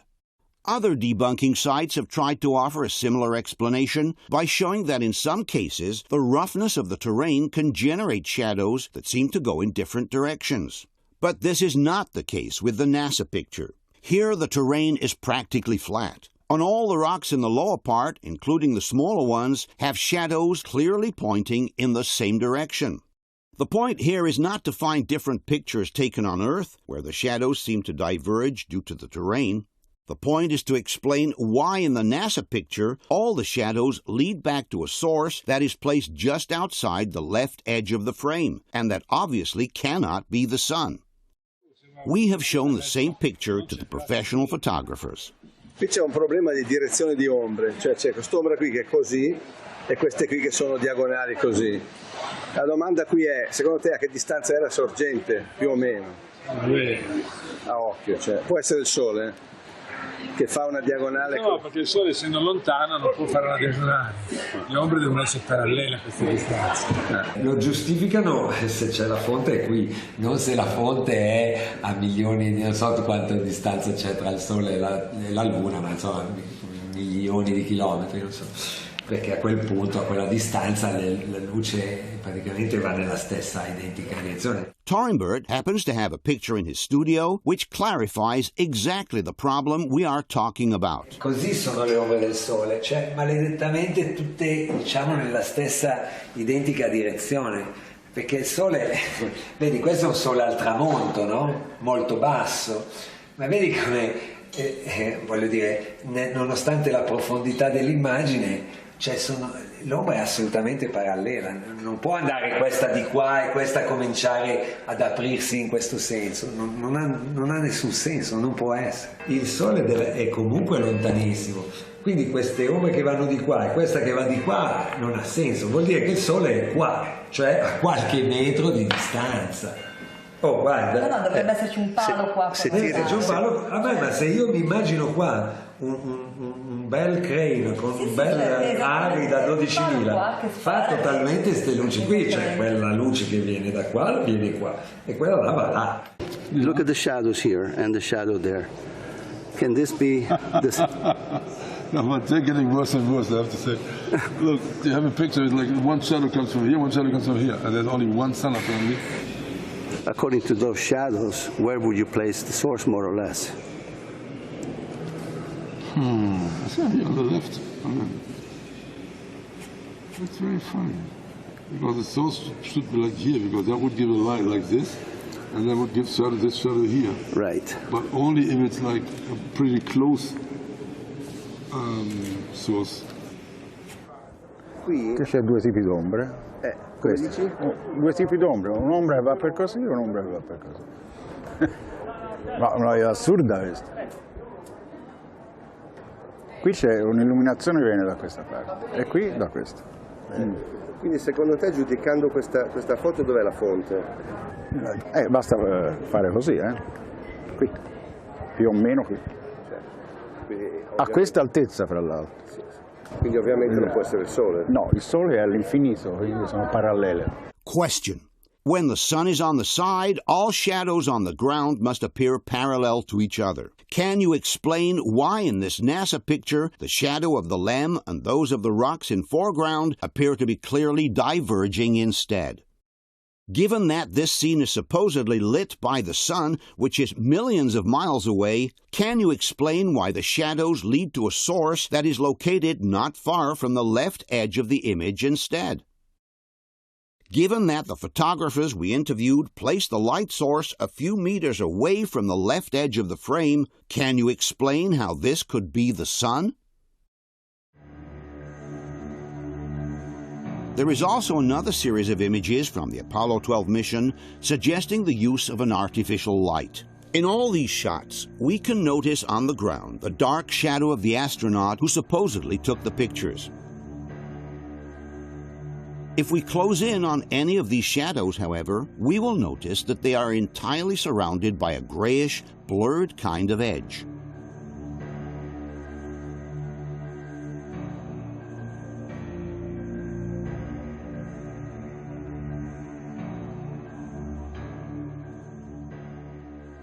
This blurred edge in the shadow is absolutely unnatural for having been caused by the sun. Since the sun is millions of miles away, it generates sharp, well-defined shadows on the ground. If you use an artificial light instead, you will get this kind of shadow with soft and blurred edges. Some may suggest that the blurring of the shadow is simply due to a focusing mistake, but this is not the case. If we observe the ground next to the shadow, we will see that it is perfectly in focus, from the closest point to the farthest one. The depth of field here is absolute. This is not a focusing mistake. It's really a kind of light source that generates a blurred shadow on the ground and which therefore cannot be the sun. If you turn this way and look at the edge, what does that tell you? I don't know, but it looks very weird. Could that be the sun? Does the sun cast shadows that soft? No, because you see the shadows here, they are absolutely tough, no? Right. Wow. No, indubbiamente l'ombra dovrebbe essere più netta, visto che il sole è lontano. Più lontana la sorgente luminosa, e più l'ombra è netta, cioè non è sbarrata. È stranissimo questa ombra sbarrata. Più la distanza, più la fonte è distante, e più le ombre sono nette. L'ombra dovrebbe essere netta, invece è sfumata, quindi questo c'è un velatino sul sole o su... Ma questo è proprio da incompetenti, chi l'ha fatto, perché il sole fa un'ombra netta. Questa sfumatura è eclatante. Quindi è una lampada. Question. Being millions of miles away, the sun casts sharp shadows on the ground. Can you explain why, in these pictures, there is a soft edge all around the astronaut's figure instead? Let's now tackle the most important issue in the entire discussion on the Luna pictures, backlight photography. When we shoot a picture with the sun in front of us and the subject in the shade, we say that the picture is taken in backlight. In backlight photography, the subject in the shadow is always darker than the ground directly hit by the sun. Let's use as an example this picture taken in backlight. As one can see, the entire part of the subject in the shadow, the cabin, is much darker than the sand underneath. The reason is simple. The sand gets hit directly by the sunlight, while the cabin is lit only by the reflection of the sand, plus the diffusion caused by the atmosphere. Obviously, the light reflected from the ground is always only a fraction of the light it receives, which is called incident light. For this reason, it is absolutely impossible to balance incident light and reflective light in backlight photography. The ground illuminated directly by the sun will always be brighter than the subject in the shadow. One of the techniques used by professional photographers to get around this problem is to use a highly reflective portable panel. Let's look at this example. Here the photographer is shooting the model in backlight. As one can see, the subject in the shadow is much darker than the ground lit by the sun. But if the photographer adds a reflecting panel which bounces the sun rays back onto the model, then he can get a good balance between the illuminated background and the face in the shadow. The difference is obvious. While the luminosity of the background is unchanged, now the luminosity of the face is balanced with the one of the ground. Here is another example. The sunlight which comes from behind is bounced off this reflecting panel and goes to hit the model who is in the shadow. In this way, the luminosity of the model is perfectly balanced with the one of the background. Another technique used to balance the background light on the subject in the shadow is the use of a portable flashlight. This secondary source will illuminate the part of the subject in the shadow. In this example, we can see on the left a picture with only available light, while on the right an additional flashlight is used. The difference is clear. On the left you have no balance between light and shadow, on the right you do. But without these additional sources, it is absolutely impossible to balance the light hitting the ground and the one reflected onto the shadows in backlight photography. On the moon, however, something miraculous seems to have happened. Despite the fact that the astronauts did not have any portable reflectors nor additional lights, there is a whole series of photographs taken in backlight in which the entire shadow area of the LEM appears perfectly illuminated. As we can see, the luminosity of the astronaut in the shadow is practically the same as that of the terrain in the background, which is hit directly by sunlight. Not only would this be impossible on Earth without the use of reflecting panels, but it is even more inexplicable on the Moon, where you don't even have the atmosphere as a secondary source of refraction. In other words, while on Earth we have both the ground and the atmosphere reflecting light onto the shadow part of the subject, on the Moon we only have the ground to do so, because the sky is completely black. And the lunar surface is known to have a very low reflectivity, as it can only reflect back about 8% of the light it receives. In fact, in this 1964 document, NASA wrote, "There is one characteristic associated with the near vacuum on the lunar surface, which may be extremely important to photography. There will be virtually no diffusion of light. Since the lunar surface itself is a poor reflector, the subject material for photography will be either in full light or in full and complete shadows." In other words, according to NASA itself, the shadow area of the LEM should have looked more or less like this. We have such an abundance of luminosity instead that even in the shadow area we can clearly see all the smallest details. In this photo composition created by NASA by joining several pictures, we can see clearly how the sun is on the opposite side of the LEM. This being the only source of light, one wonders what could have lit the shadow area of the LEM so effectively.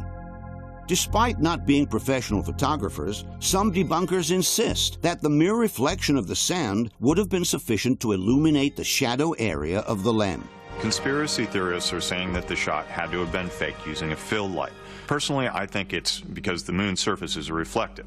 To prove their point, the Mythbusters conducted a small-scale experiment in which they tried to reproduce the pictures from the Apollo missions. All right, you ready? I'm set. All right, here we go. Taking the photo. Let's see. There it is. Oh, there you go.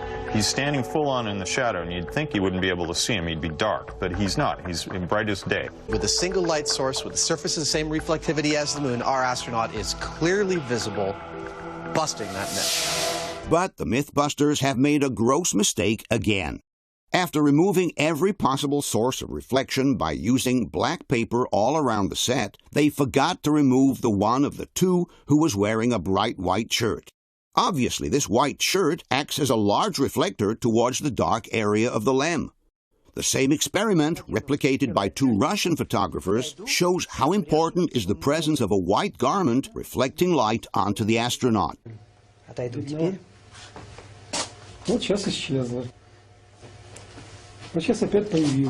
In any case, the problem is not simply to be able to see the astronaut in the shadows. As every photographer knows, all you need to do to see in the shadow is to open up the iris in your lens.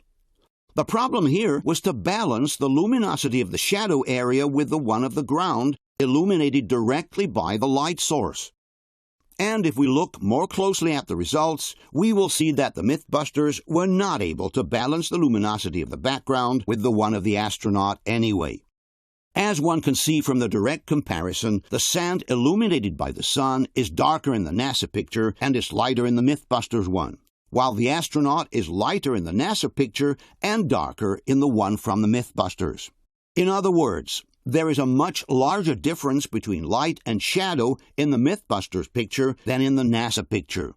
Also, from this image from their own set, one can clearly see how the astronaut in the shadow is definitely darker than the terrain illuminated directly by the light source. It's a much different result from what we see in the Apollo pictures. Thus, the Mythbusters, again, have proven the exact opposite of what they intended to prove. That without additional lights, it's not possible to balance the area in the shadow with the area hit directly by the light source, not even using their white shirt as an additional reflector. In any case, the idea that the sand is sufficient to illuminate the shadow area of the LEM can be easily refuted by using the same NASA pictures.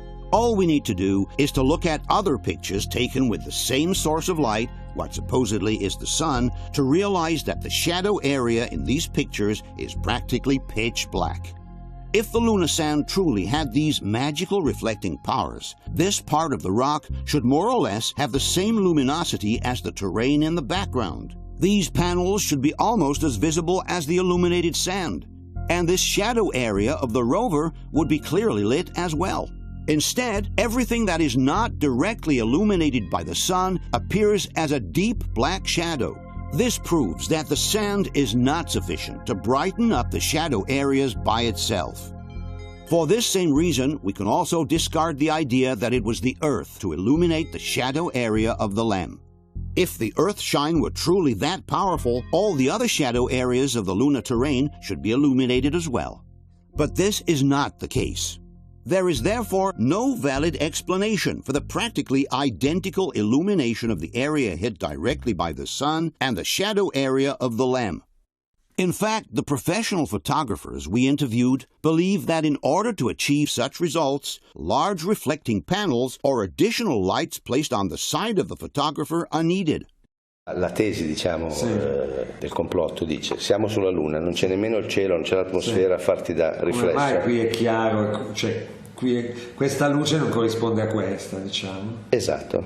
In effetti è vero, non corrisponde. Diciamo, guardandolo attentamente da un punto di vista, diciamo dovrebbe esserci un pannello bianco qua, perché la luce sia così. Cioè, questo qui, ma neanche se tu sei in riva al mare, hai un riverbero, hai una cosa che va così, con la luce così protetta, ma questo in effetti è veramente incredibile. Anche qui, guarda che dettaglio c'è qui.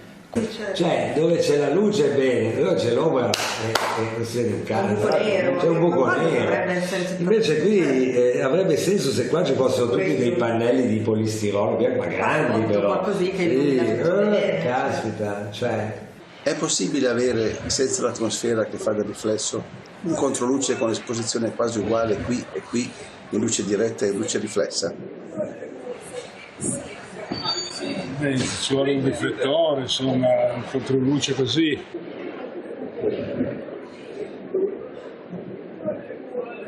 È chiaro che ci sono dei riflessi qui del metallo, che vuol dire che c'è una sorgente di luce dalla parte di chi fotografa.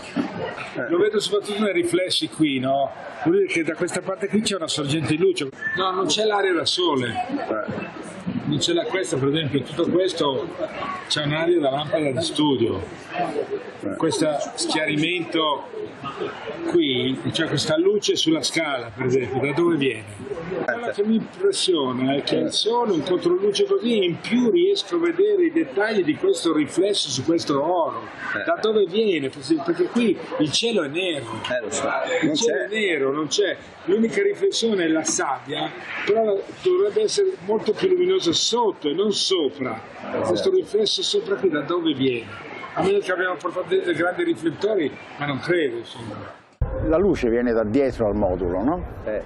L'astronauta o presunto tale è al buio totale e è illuminato. Perché? C'è un'altra luna o c'è qualcuno con un faro? Voglio dire, perché tanta così qui e tanta così nella parte buia più che altro? Da dove viene questa luce? Qui dovrebbe essere completamente nera, come il cielo. Quindi diciamo senza sorgenti secondarie, senza riflettori non sarebbe possibile? No, questo è impossibile. Verrebbe nero come qui. E poi guarda, si vede anche la scaletta è di metallo, no? E c'è un riflesso di una luce, vedi? Questa riga bianca è il riflesso di una luce. Quindi da questa parte c'è una luce. The main problem here is backlight. On the moon you have no sky behind you to refract the light, and you only have the sand. They did not have any artificial illumination. They do not have any reflectors or any flashes, just a camera, which was the Hasselblad with the 60 millimeters and the Ektachrome from the good old days. I was feeling, if this is happening, where is this coming from? And if I was already thinking when I saw the first picture that yeah. when you step down here, if you step down in a light like this, you will never have that reflection like this, even if it comes from here. Yeah. Huh? Yes. That's totally strange light. Here too, you have. You can see they have almost the same luminosity in the front and the back. Now, my experience tells me you have at least 2 stops difference when you turn around in backlight, and that's when you have the atmosphere. Yeah, but that is totally lit with the reflector, no? You tell me. That's the whole discussion. I would say that is totally. I don't want to get into it's fake or the moon landing was fake, but these pictures are fake. No? That is, I think, I would say 100% sure. Okay. Because all this cannot exist that way. So if you ask me as a photographer, yes, I am. I have to say this cannot be on any moon or something with one single light. The sun. That is totally. If you see that, I mean that's a movie light, no? Because you have the source here. That should be all black. If it would not be black, then this would be burned out, burned out, burned out. Then you get some texture here. But like this is absolutely impossible. Absolutely impossible. Oh, what happened there? That's supposed to be the sun. Does that look like the sun to you? If this is the sun and the only light, and this is how whatever reflects there, which is ridiculous because nothing can reflect this, then this would be so burned out and bleached out not to get any structure here. Yeah. That's my... same as the others have said the same thing. That would be unbelievable. If this is the sun, and there must something be here, because that would be just black. So what is it? Yes. Yeah, this is impossible without reflectors. That is really impossible without reflectors. Okay. With this comment, Tarimbert well summarizes the professional's opinion. Le foto avrebbero dovuto essere state fatte sulla Luna portandosi un'attrezzatura da studio. Non so se questo ha molto senso. Se qua ci fossero dei grandi pannelli bianchi, diciamo, deve essere proprio tutto un set con tutto ben riflesso, diciamo. And maybe it's not a coincidence that on the set of the IMAX film, large reflecting panels were used right behind the LEM in order to replicate the NASA pictures. A source of light placed behind the lunar module and large reflecting panels used to bounce the light onto the dark area of the LEM. By using this technique, the luminosity in the shadow area is perfectly balanced with the one of the terrain illuminated directly by the source. Exactly like in the Apollo pictures.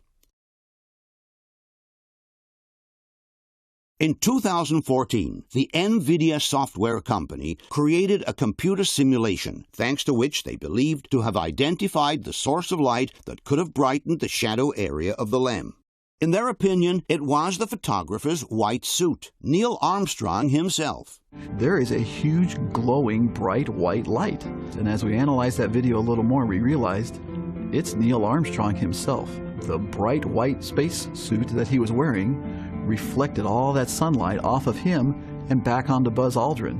So essentially, Neil Armstrong himself was a light source in that scene. But the professional photographers explain how the white suit could at best partially brighten up the companion's figure. But it's too small and too far away to be able to illuminate the entire shadow area of the LEM. È possibile teoricamente che la tuta dell'astronauta che fotografa, che è bianca, riesca a fare questo controluce?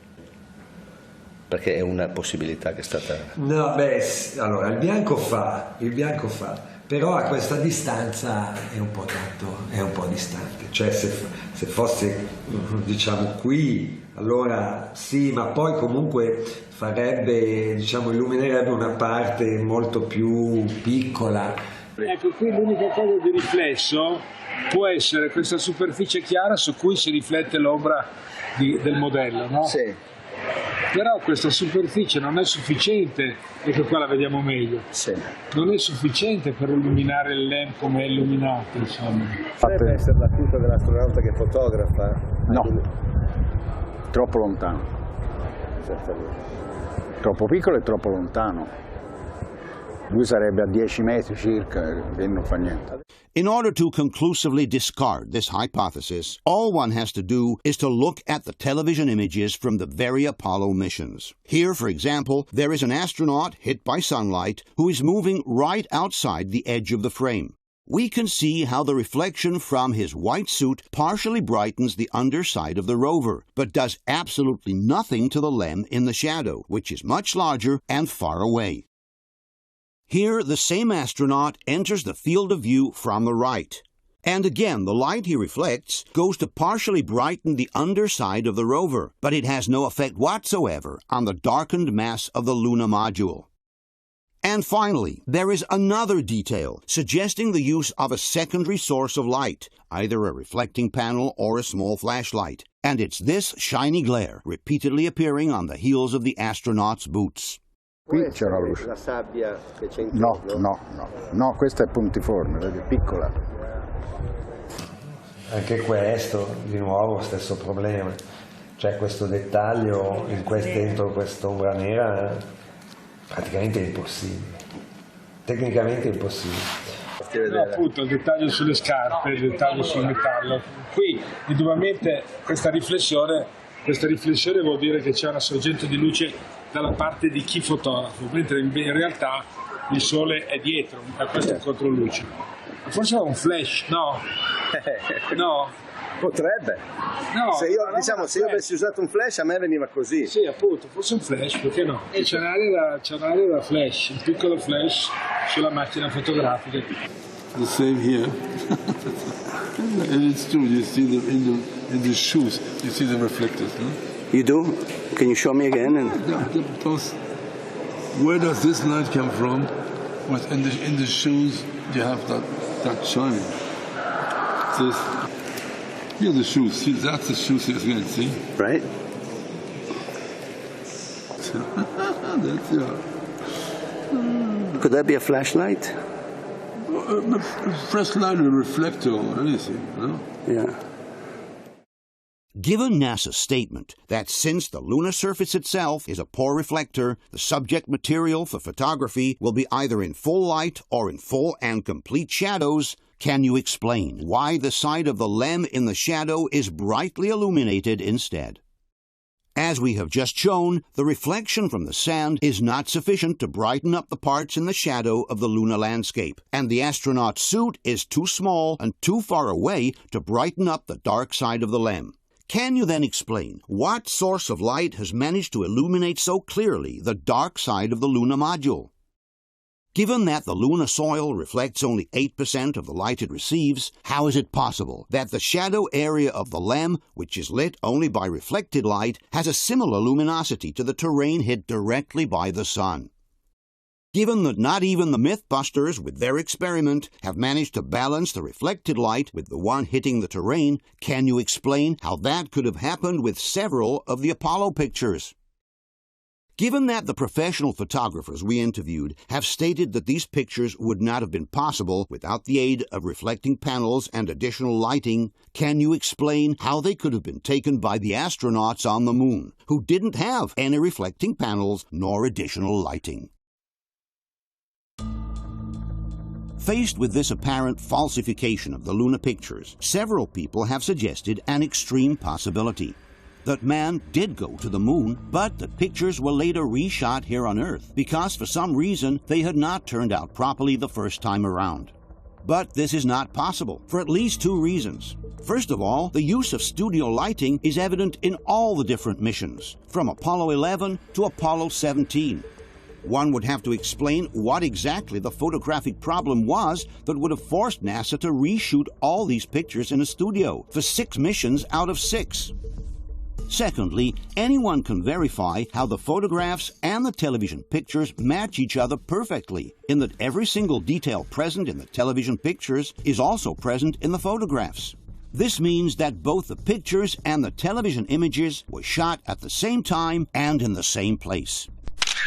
In other words, the set is the same for the pictures and for the TV images. And since the television images have always been broadcast live, this means that also the photographs must have been taken at the same time and not later. or possibly before if the television scenes were pre-recorded in a studio, but certainly not after the date of the live broadcast.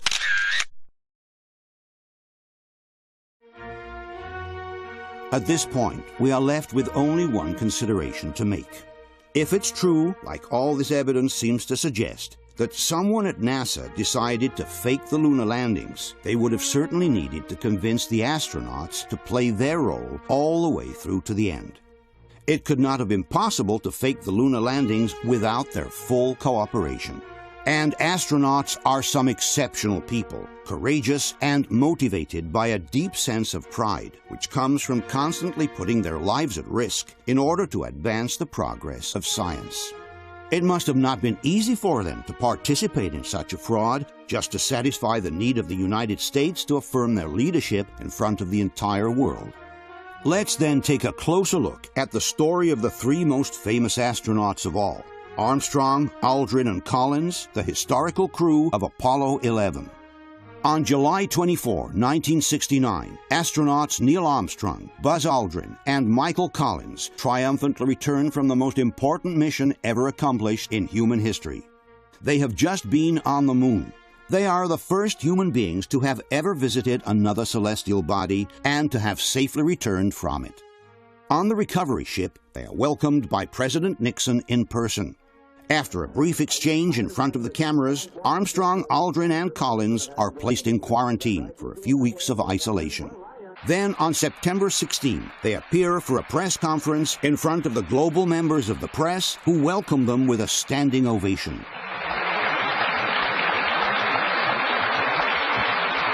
Everyone expects to see three absolute heroes radiating with happiness and pride for their incredible achievement. But their faces appear somber, tense, somehow preoccupied instead. They seem uncomfortable, and there are several truly embarrassing moments during the event. When the three astronauts are asked the meaning of a mission that has brought mankind on another celestial body for the first time, the three don't seem too eager nor too enthusiastic about answering the question. Many of us and many other people in many places have speculated on the meaning of this first landing on another body in space. Would each of you give us your estimate of what is the meaning of this to all of us?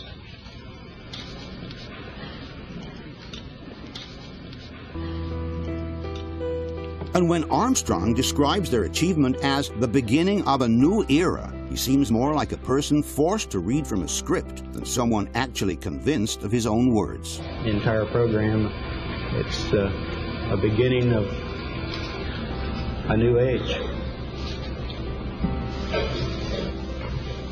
Possibly the most embarrassing moment of all comes when the famous astronomer and journalist Sir Patrick Moore asks the astronauts whether they could see stars from the moon. When you looked up at the sky, could you actually see the stars and the solar corona in spite of the glare? But not one of them, surprisingly, remembers having seen a single star by the naked eye. We were never able to see stars from the lunar surface or on the daylight side of the moon by eye without looking through the optics.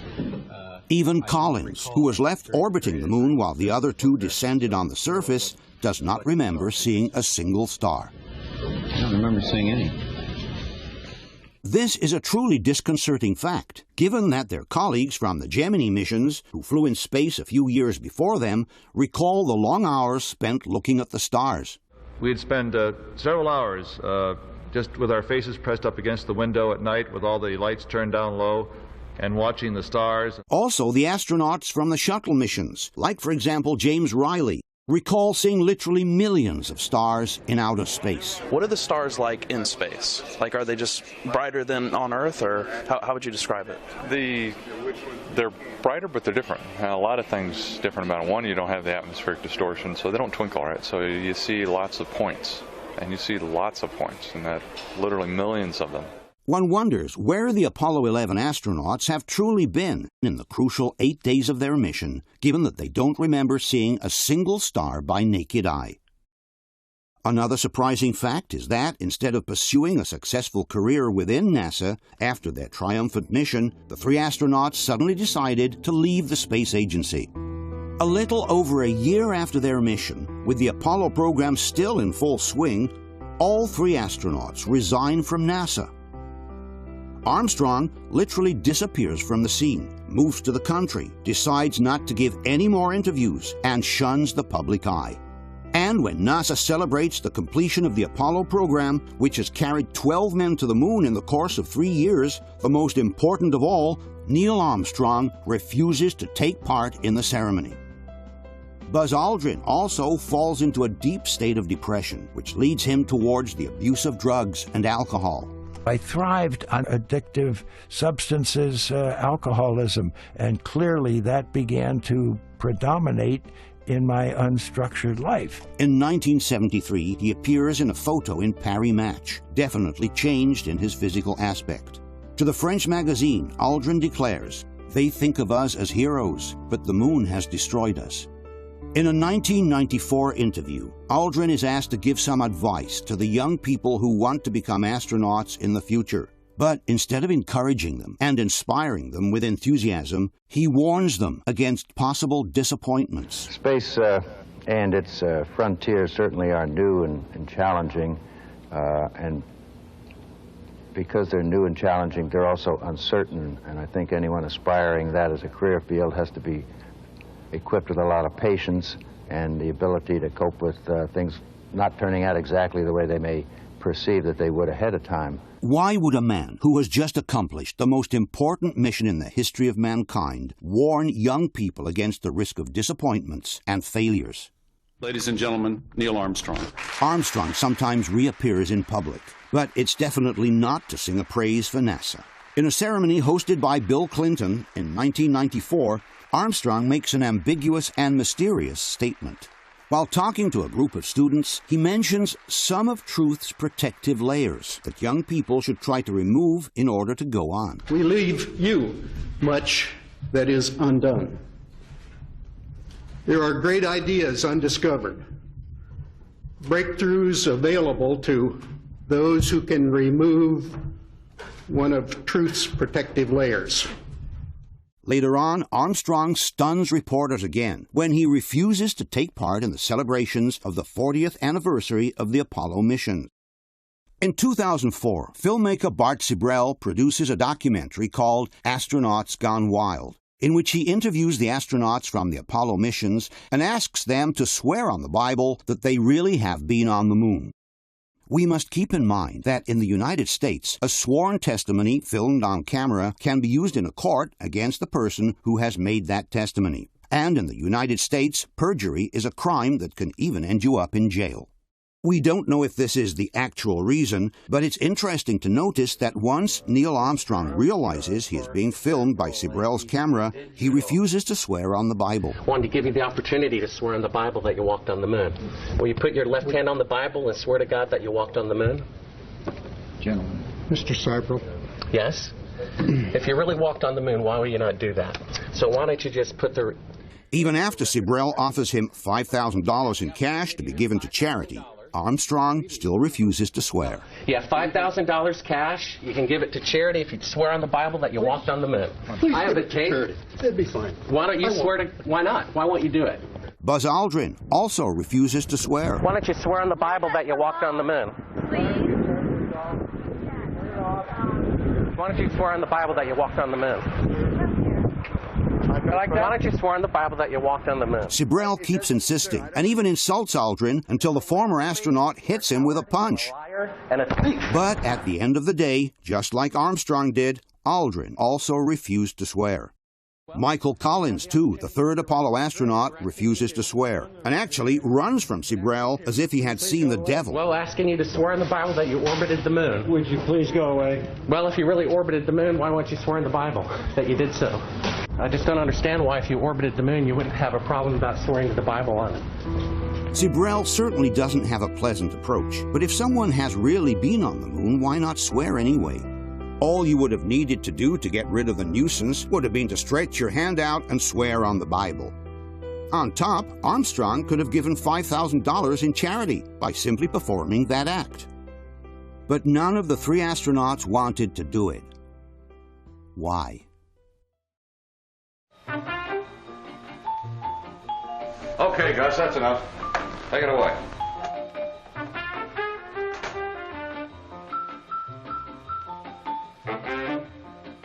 All right, here we go now. Hold it. Come on, smile. That's fine. Hold it. Steady. Hey, wait a minute. Wait a minute. Where's the moon? Hey, Sully! Okay, boss. Come on, make it snappy. Get in there and steady it. How's that? Okay. All right, here we go again now. Steady, hold it. Come on, Betty, come on, give me a smile. That's right, hold it, hold it. Okay. Wrap it up.